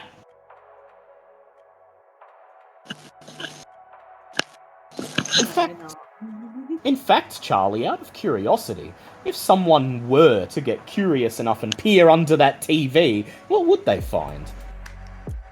I would say just a bunch of wires hanging together. Yeah, bunch of wires hanging together. The TV, unbeknownst to your companions, is actually your head. It's not a mask at all. Patton flourishes. So we've got someone who's more machine than man, and that's why the nanos took without trouble, and we've got PU here, who's a freak of nature, whose organs could be force-filled with lead and toxic waste and radioactive sludge, and he probably wouldn't catch even the slightest cold. Well, cold, put with words, but yeah. So you see where I'm going with all this? In the background, Charlie's just feeling. EU is the secret weapon they're building. Someone's going out of their way to get their hands on prototype internal organs specifically designed to outlast the nano-infection. And Frank has a brain that has just enough human in it that it could exert some measure of willpower over the nanos without having the rest of the mushy, unneeded parts that'd make you more culpable to succumb to it all. Gibbon and baboon and a bit of raccoon. So what are we looking at? Some roided out nanomancer freak? Well, that's what I got in mind. Of course, you know, I'm an old military man. You tell me some people are doing some shady things, I'm gonna assume it's some kind of super weapon. But you can't deny. It all seems to fall into place, don't it? Only questions being, why is the Shortfall Collective doing this? And what do they intend to use it for? Well, Chrome Dome, you'd know better than me, he says, looking over to Azur. If he's mostly tech up there in his old dome, if they got his brain, do you think they could control that thing? Well, he said he's got 1 out of 12 slots filled. If they can make more chips to put in, who knows what they could do. Build themselves some sort of super nano soldier? Yeah. I think I figured something out that's going to be real important. He raises an eyebrow. Frank points to the big, huge steel table that, you know, he's standing in front of, and you guys can see that he has been using his finger, and he's extruded some of the little probes, and he has been spot welding, and he has learned how to spot weld the tracks and draw with them, and he has drawn some cartoon figures in the middle of Patton's desk. I can draw in steel now. That could be handy. Let's count it a good thing that they're only interested in his brain and not his body. But PU raises a good point, Azure. We don't know how susceptible Frank's brain is to outside influences. You've run in hacking circles for a long time, Azure. You ever done white hat work? That sounds altruistic. The truth is, of course, that Azure has never done anything like white hat work in her life. The only time she's ever hacked... Maybe grey hat. Maybe grey hat. Every time she's hacked something, it's usually because it benefits her, either immediately or indirectly at some point in the future. She's never done white hat work, that is, hacking into a system to test its security so that its owners know where the blind spots are and can address them. Patton smiles. Just throwing it out there. You want me to hack into Frank? I'd say if there's any chance at all that he's susceptible to outside forces, we should know about it sooner rather than later. Better safe than sorry. Only Frank, question... how do you feel about me poking around in there? Be for your own good. Frank is gonna take a really deep breath and says, well, I'm flattered, and I'll even admit I'm a bit curious, but I don't know if I'm that sort of boy, and I don't know if I really am ready for that kind of a relationship. Frank. I mean, hacking into your brain to see what other people can do to your brain, to your memory chips. Oh, I thought you'd have sex. Okay, yeah, no, that's okay. You can hack. All right then. And Azure, a little bit flustered, grabs. I thought I some got way. rid of that module, says Patton. I thought I turfed the pleasure model down into the river. Well, You threw away a piece of technology that had been attached to Frank and just liberally tossed it away. And it didn't occur to you that he was just going to go down, pick it up, fold it straight back on. well, I know that now, don't I? Says Patton. But back then, I thought surely he wouldn't be so dance as to go scrounging round in the canals, risking exposure to God's know what. just to get that little chip back.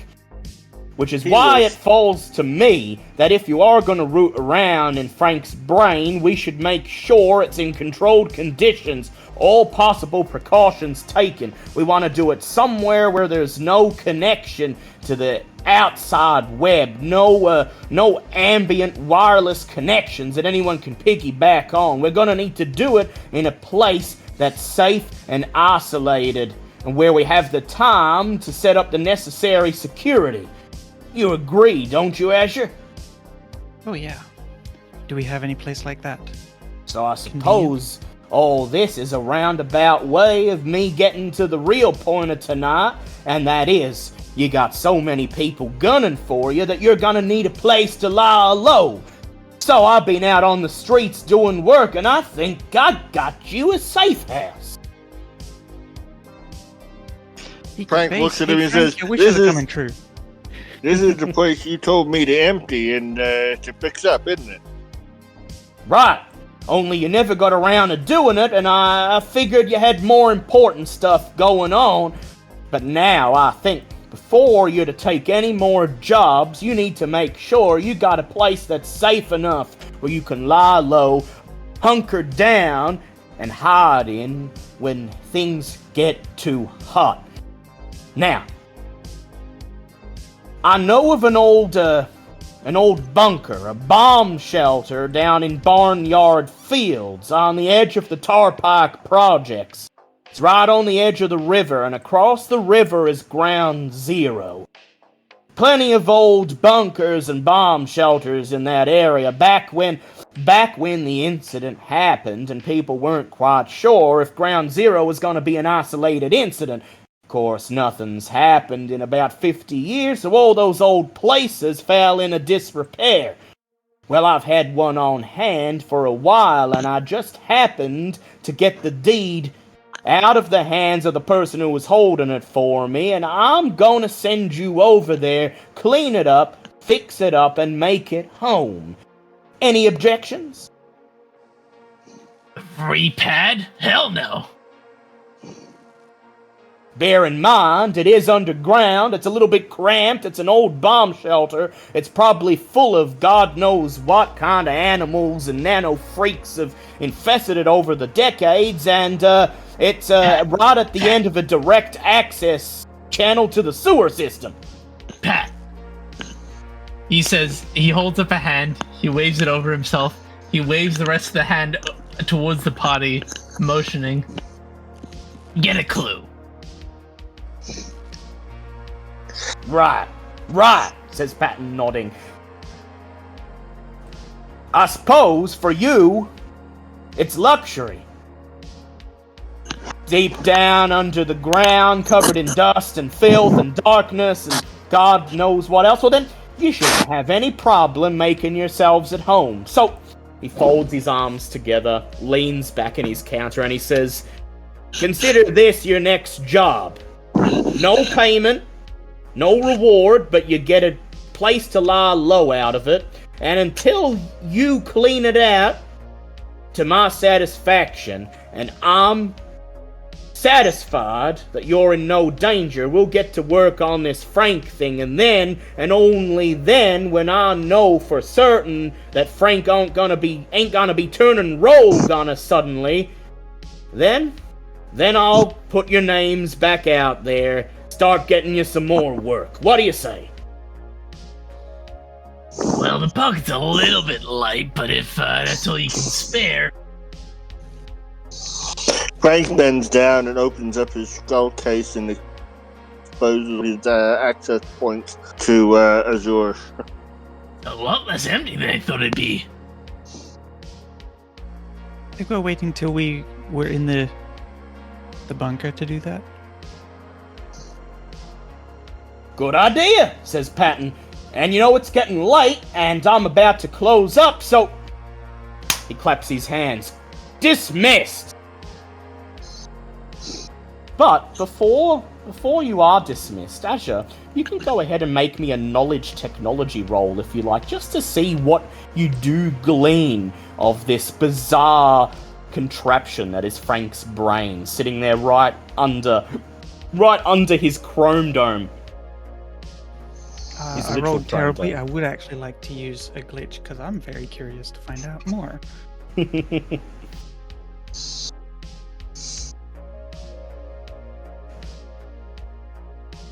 That's 11.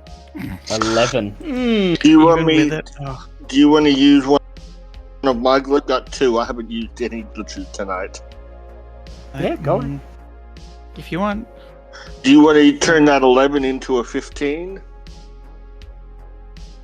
Right, yeah. That's probably the better way to do it because then that'll be a success. You hang over Frank, peering down into the hollow chrome cylinder that is his head. You even poke at it, poking the tips of your fingernails at some of the wires and knobs and bits that stick out, and then you see it. A maze of twisting wires and connectors and circuit boards, all seemingly connected to one central component. A pink, fleshy lump about the size of your thumb. The very core of Frank's brain, the only piece of someone's real, actual brain. That, you think, would be impossible to hack into. It's biological after all, but it's connected to so many wires and connectors, it seems that this one central fleshy core of Frank's brain has control over his entire body. It's wired into his nervous system, it's wired into his joints, it's wired into his vision, and most importantly, it's wired into his friend-foe recognition system and his targeting. All someone would have to do would find a way to get in there, piggyback on one of those connectors, and they'd be able to send his targeting and friend-foe recognition haywire. The good news, Azure, appears to be that most of Frank's innards are entirely self-contained, not connected to the wider web. All cybernetic feedback contained in a nice, simple loop, save for one thing. His RCD. Frank doesn't really have an RCD like you do. Rather, his RCD, or at least the electronic components of it, are built right into his head. And although there's been some preliminary work done to make sure interference can't spill over from his RCD into his brain, in your opinion, the work is very haphazard, very shoddy, and all it would take is a sufficiently determined, sufficiently skilled hacker to brute force their way through, using Frank's RCD as a means to access his brain.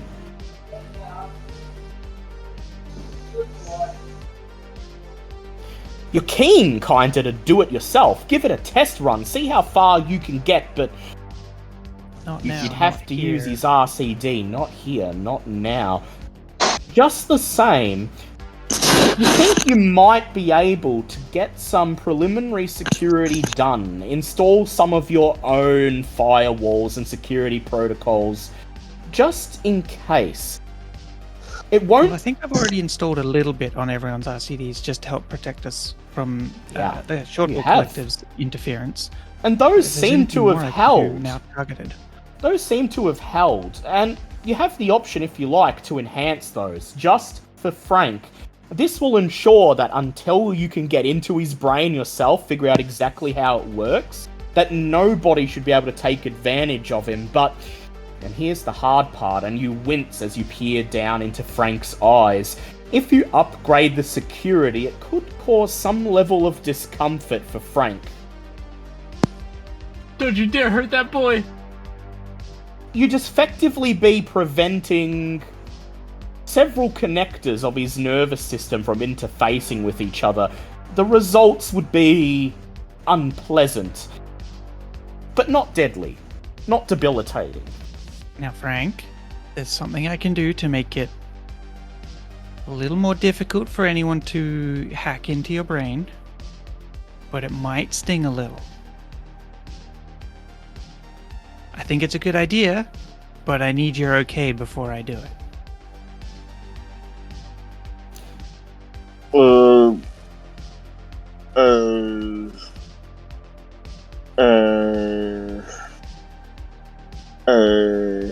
His brain How is do I kind of give open right you now. my okay? You Patton just say, rolls. sounds good. Patton rolls over on his treads, clenches his right arm into a fist, and raps the back of Frank's head. You feel that one, Lugluts? Catch his hand. You catch his hand just before it wraps the back of your head. Yes, because my skull was open, so Yeah. there's an autonomic dispense, and it just sort of. I just want to signal. Ordinarily, Frank wouldn't do anything, but the moment anybody moved near his exposed brain, yeah, and he looks a little Protocols kick surprised. His arm, he's surprised his arm did that as well. He said, you do what's right, Azure." Right then. I will attempt to make it as safe as I can from now. Right now. And as you move closer, as you slide the cord out of your cyber deck, sticking one end into your neck, the other end into Frank's, you see his arm you see his arm, which is clasped in Patton's hand, shaking, struggling, clenching, as Frank's automatic security protocols kick in, and he feels compelled to wrench his arm away from Patton and deliver a swift smack to Azure's head to keep her away from his innards, away from these vital components, the very essence of his being. Can you use one hand to catch the other mid-punch to You stop sure it? can. Go ahead, Frank. Make me a strength check and add +2 if you have athletics. I do. But he does not want... I'm gonna have to turn on... Man Hey, versus if somebody has himself. Owlbear or something, can somebody make me a D20 I do. roll and add 5? Go ahead, That's a Tristan. 16. 16. Nice. As soon as you wrench your hand free of Patton and clench it, begin to flail it in the direction of Azure, your other hand, Stop your it. left hand springs up, grabs it, wraps its fingers around your right wrist, and you hold your arm in place. It takes every ounce of willpower, every ounce of strength in you, and even then, it looks like if you let down your guard for even a second, both hands will take control of themselves and pummel Azure into the floorboards.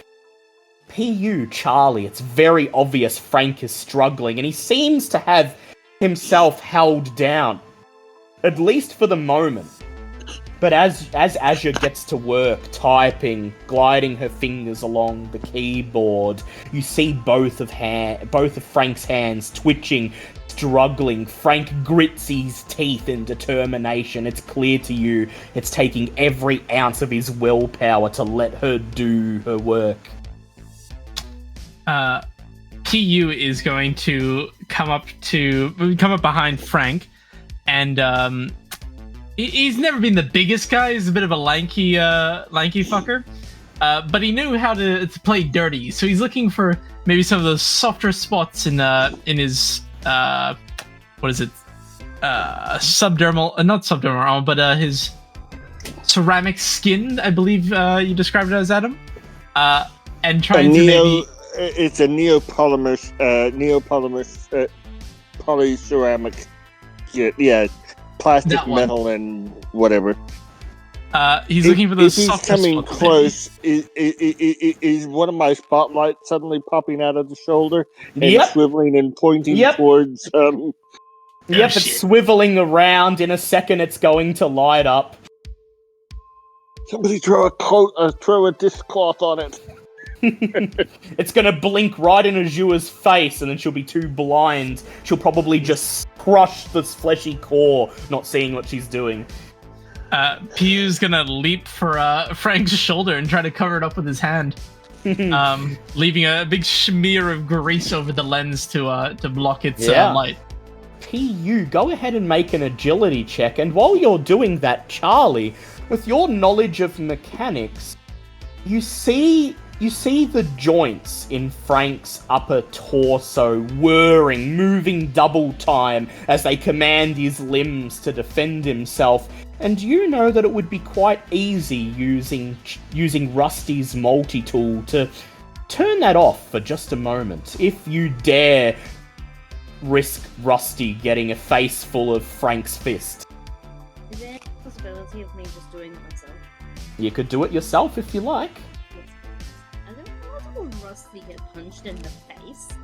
Yeah, he doesn't seem keen on it. He's staring at Frank as if waiting for you to give the order, and every time he sees Frank's giant body thrash or shake, he steps back and he lets out a loud, sad whimper.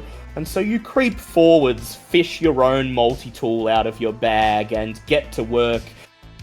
PU, how was your agility? Would you say because I was coming up behind Frank that my stealthy attribute applies? I would say it applies. Cool, we'll make that a 13 then, thank you. 13, yeah. You rush forwards, and just as the light bulb on the headlight begins to turn on, you scramble, ripping off your putrid leather jacket and hurling it over Frank's shoulder. The light is still so bright that you can see it dimly through the shirt, but it's nowhere near bright enough to serve as anything other than a momentary distraction. Meanwhile, Charlie creeps forwards cautiously, creeping under Frank's arms that are still holding each other in place, aware that at any moment one of them could come free and pound that TV into his shoulders. He's squirming, he's struggling, and he's resisting all your efforts, Charlie, to unscrew that little panel on his torso and get to the mechanism inside. So it's going to be difficult, but if you'd like, you can go ahead and make an agility check +2 for your mechanics skill.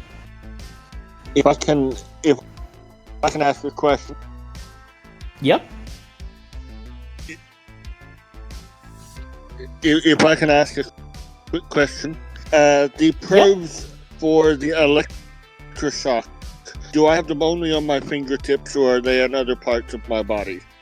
They're everywhere. They're under your skin everywhere. And as you see Charlie's hands reaching out to try to pry that plate away, you realize it's probably going to shock him. Touch his leg with my toes, and drop a volt. Just reach out and touch Charlie's leg with my foot. So Charlie, how did you do on that agility check? 19. 19. Wow. Nice. As you kneel down, you're vaguely aware of Frank's left leg shifting forwards. You look down and see the tip of his toe strike yours, and the subdermal shockers go off as Frank drops a volt through his body into yours. You take a single point of damage. You wait a few seconds for the pain to subside, and then, knowing that Frank's subdermal shockers have exhausted most of their energy for now, you get to work. You unscrew the panel, strip it away, and from there it's fairly easy to get to the mechanism. You switch it from an up position to a down position, and suddenly Frank's body goes limp.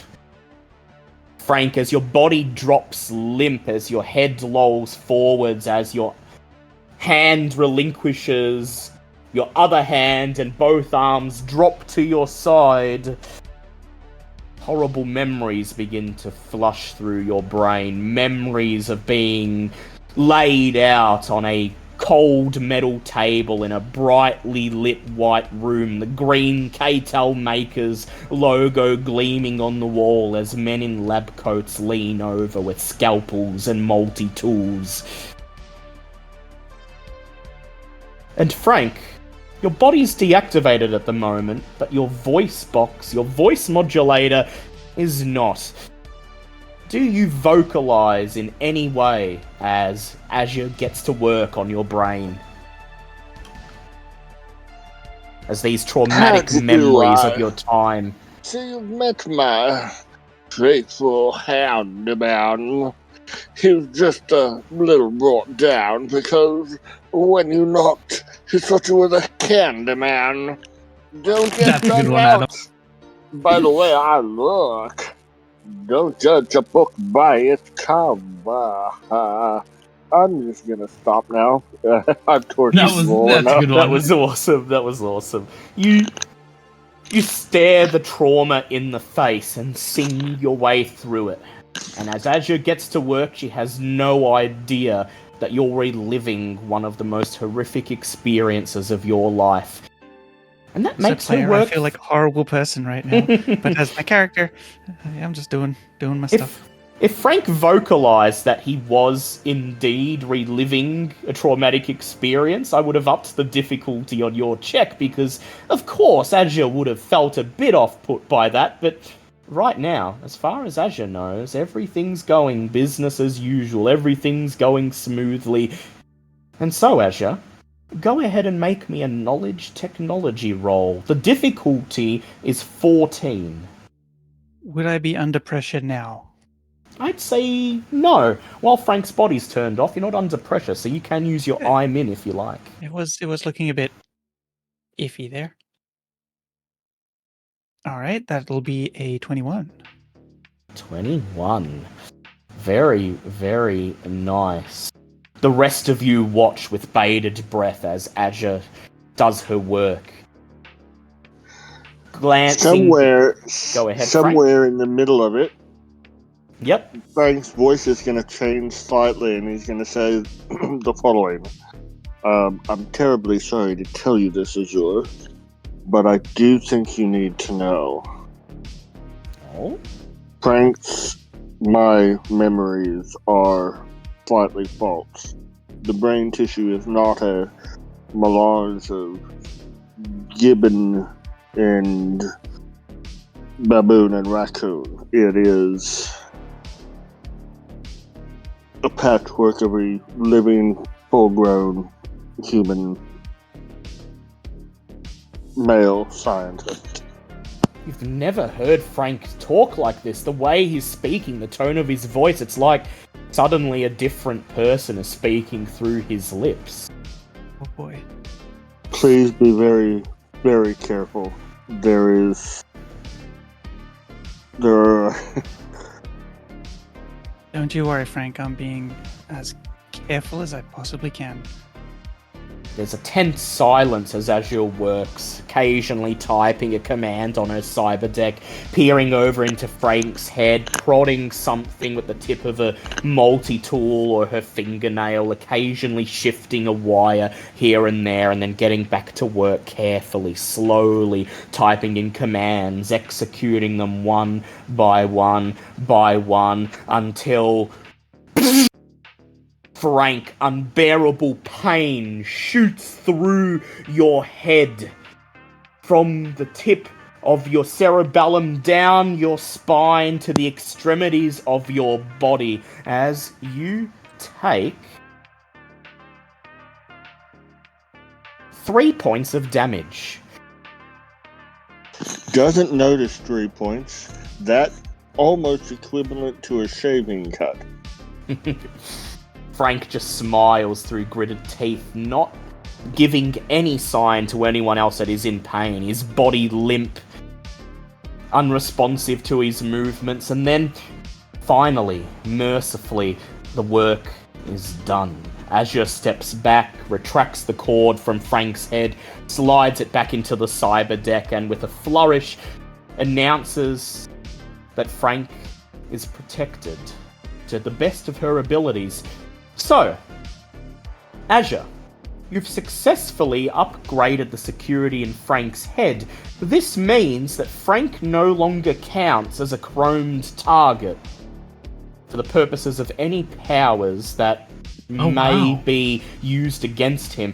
In addition, anyone who tries to directly hijack Frank's body in any way, either through his brain or through any of his implants, does so at +2 difficulty. Well done, Azure. He's the However, best hacker ever.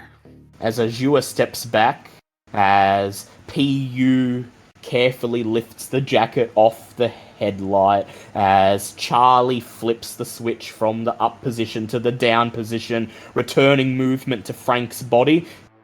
Frank, something is wrong. Your How vision are you feeling, Frank?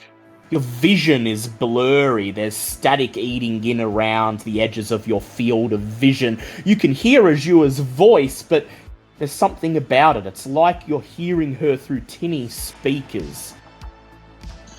How are you feeling, Okay. Frank?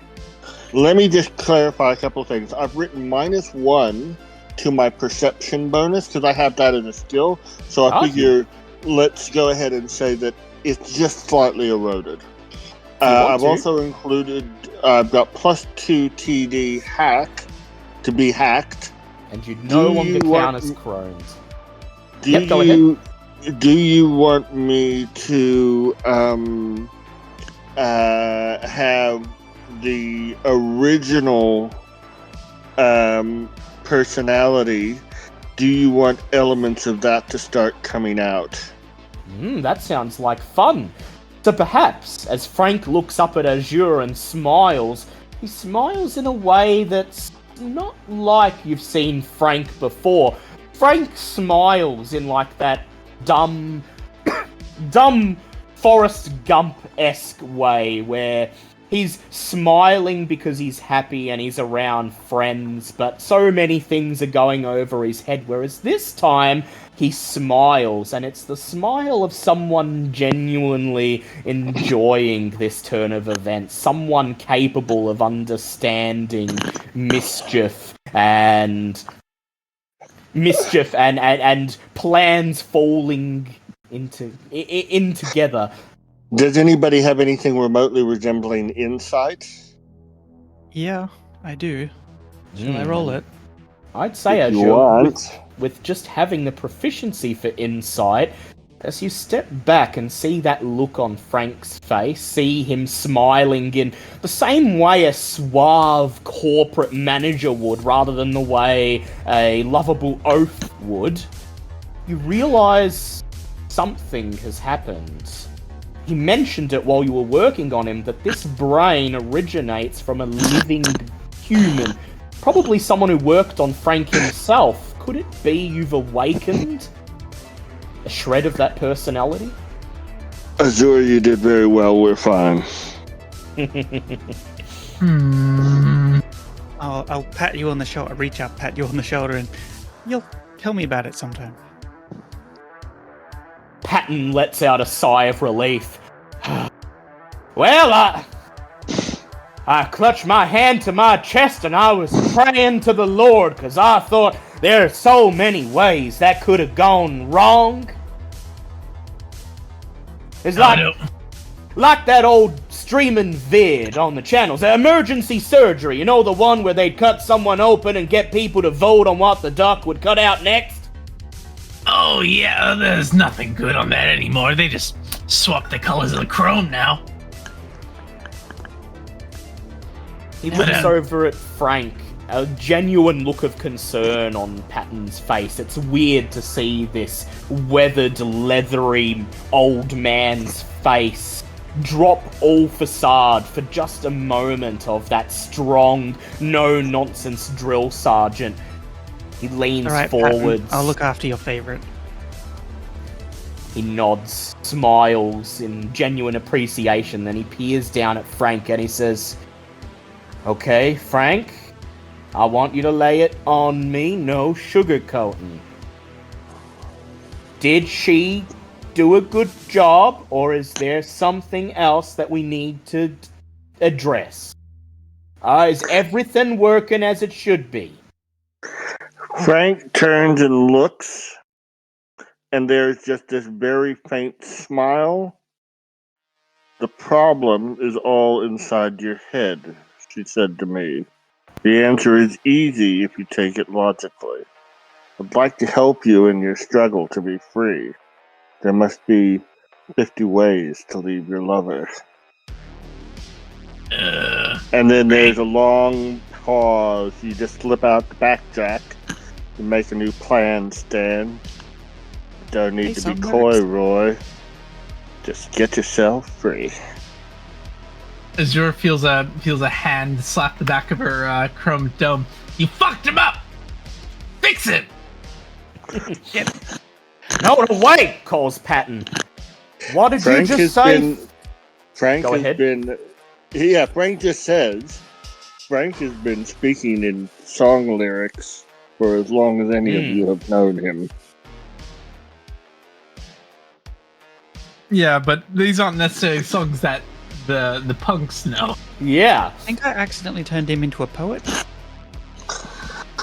Patton holds No, out the his poet hand. in that case was Simon.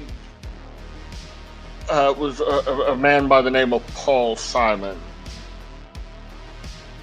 He was many decades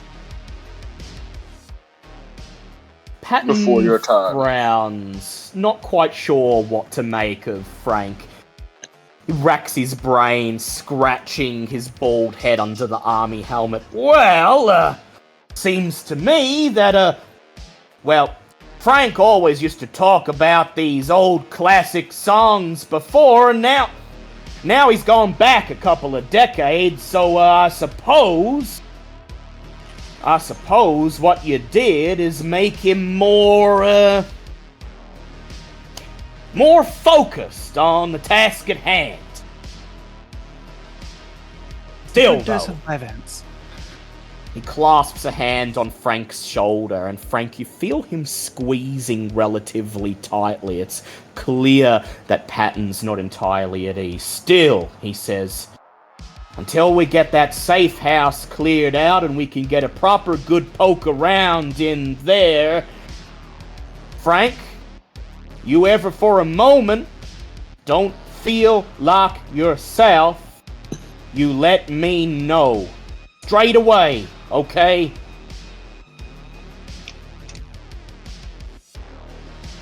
With respect, General, I'm sorry, no. No? Wait a minute, General? Since when do you call me General?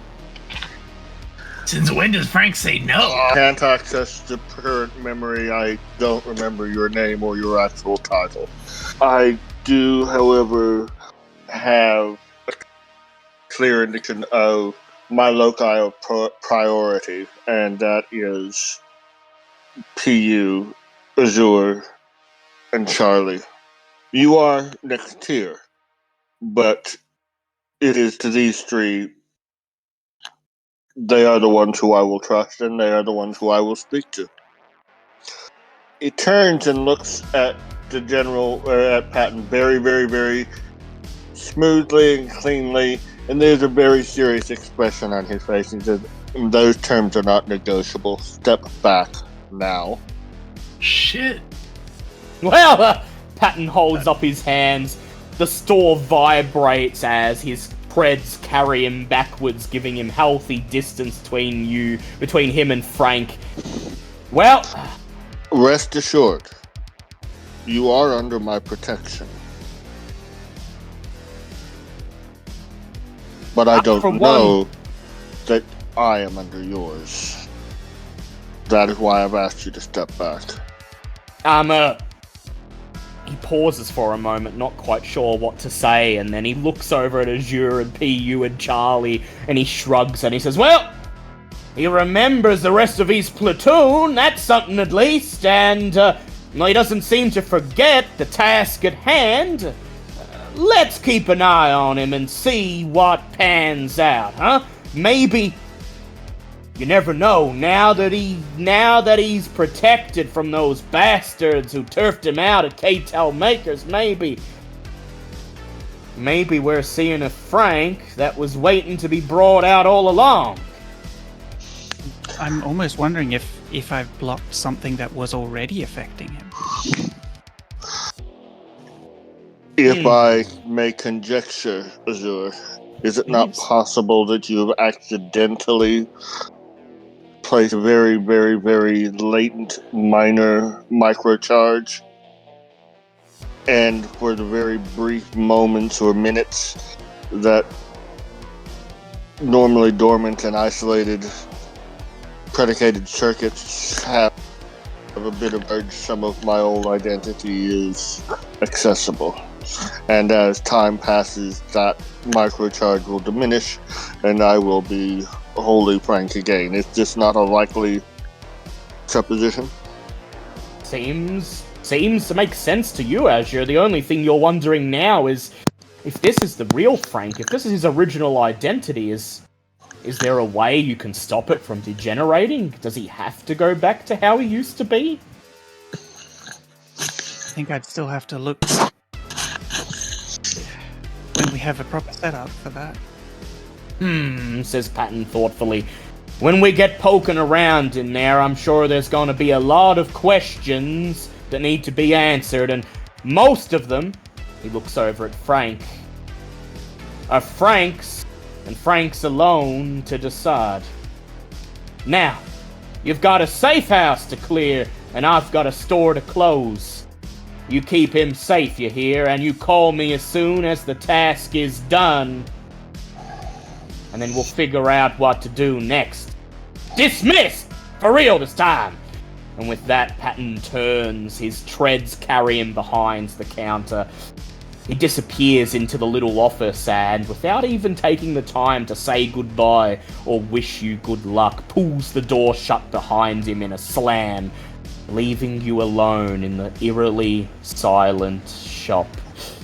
If anyone could peer beyond the door into Patton's office, they'd see a glimmer in his eyes. A glimmer in his eyes as he makes his way to his desk, pulls open the top drawer and glances at an old, grainy photo of a man with bushy grey hair, thick spectacles, and a long white lab coat.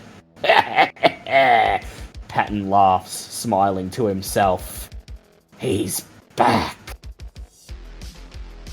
And that's where we'll end it. Oh shit! That's where we'll end this session. Next session, you're heading down to Barnyard Fields, down to Patton's bunker, right on the edge of the Tar Pike projects. You're gonna smash some bugs, kill some nano freaks, and let Frank do some interior decorating. Azura Well is genuinely done, worried Punks. in case she's done something irreparable to Frank, but is somewhat reassured by Frank's suggestion that this is temporary, but then perhaps there's something we might do to make it not temporary. I don't know. Azura's thinking a lot. Let's just We're hope. not getting anywhere. Let's just hope that you punks didn't bite off more than you can chew. Sure, Azure's good at what she does, but... Do you really think your skills are that proficient? We'll Yes. find out next time, punks. I want to see you squirm and sweat and cry next time.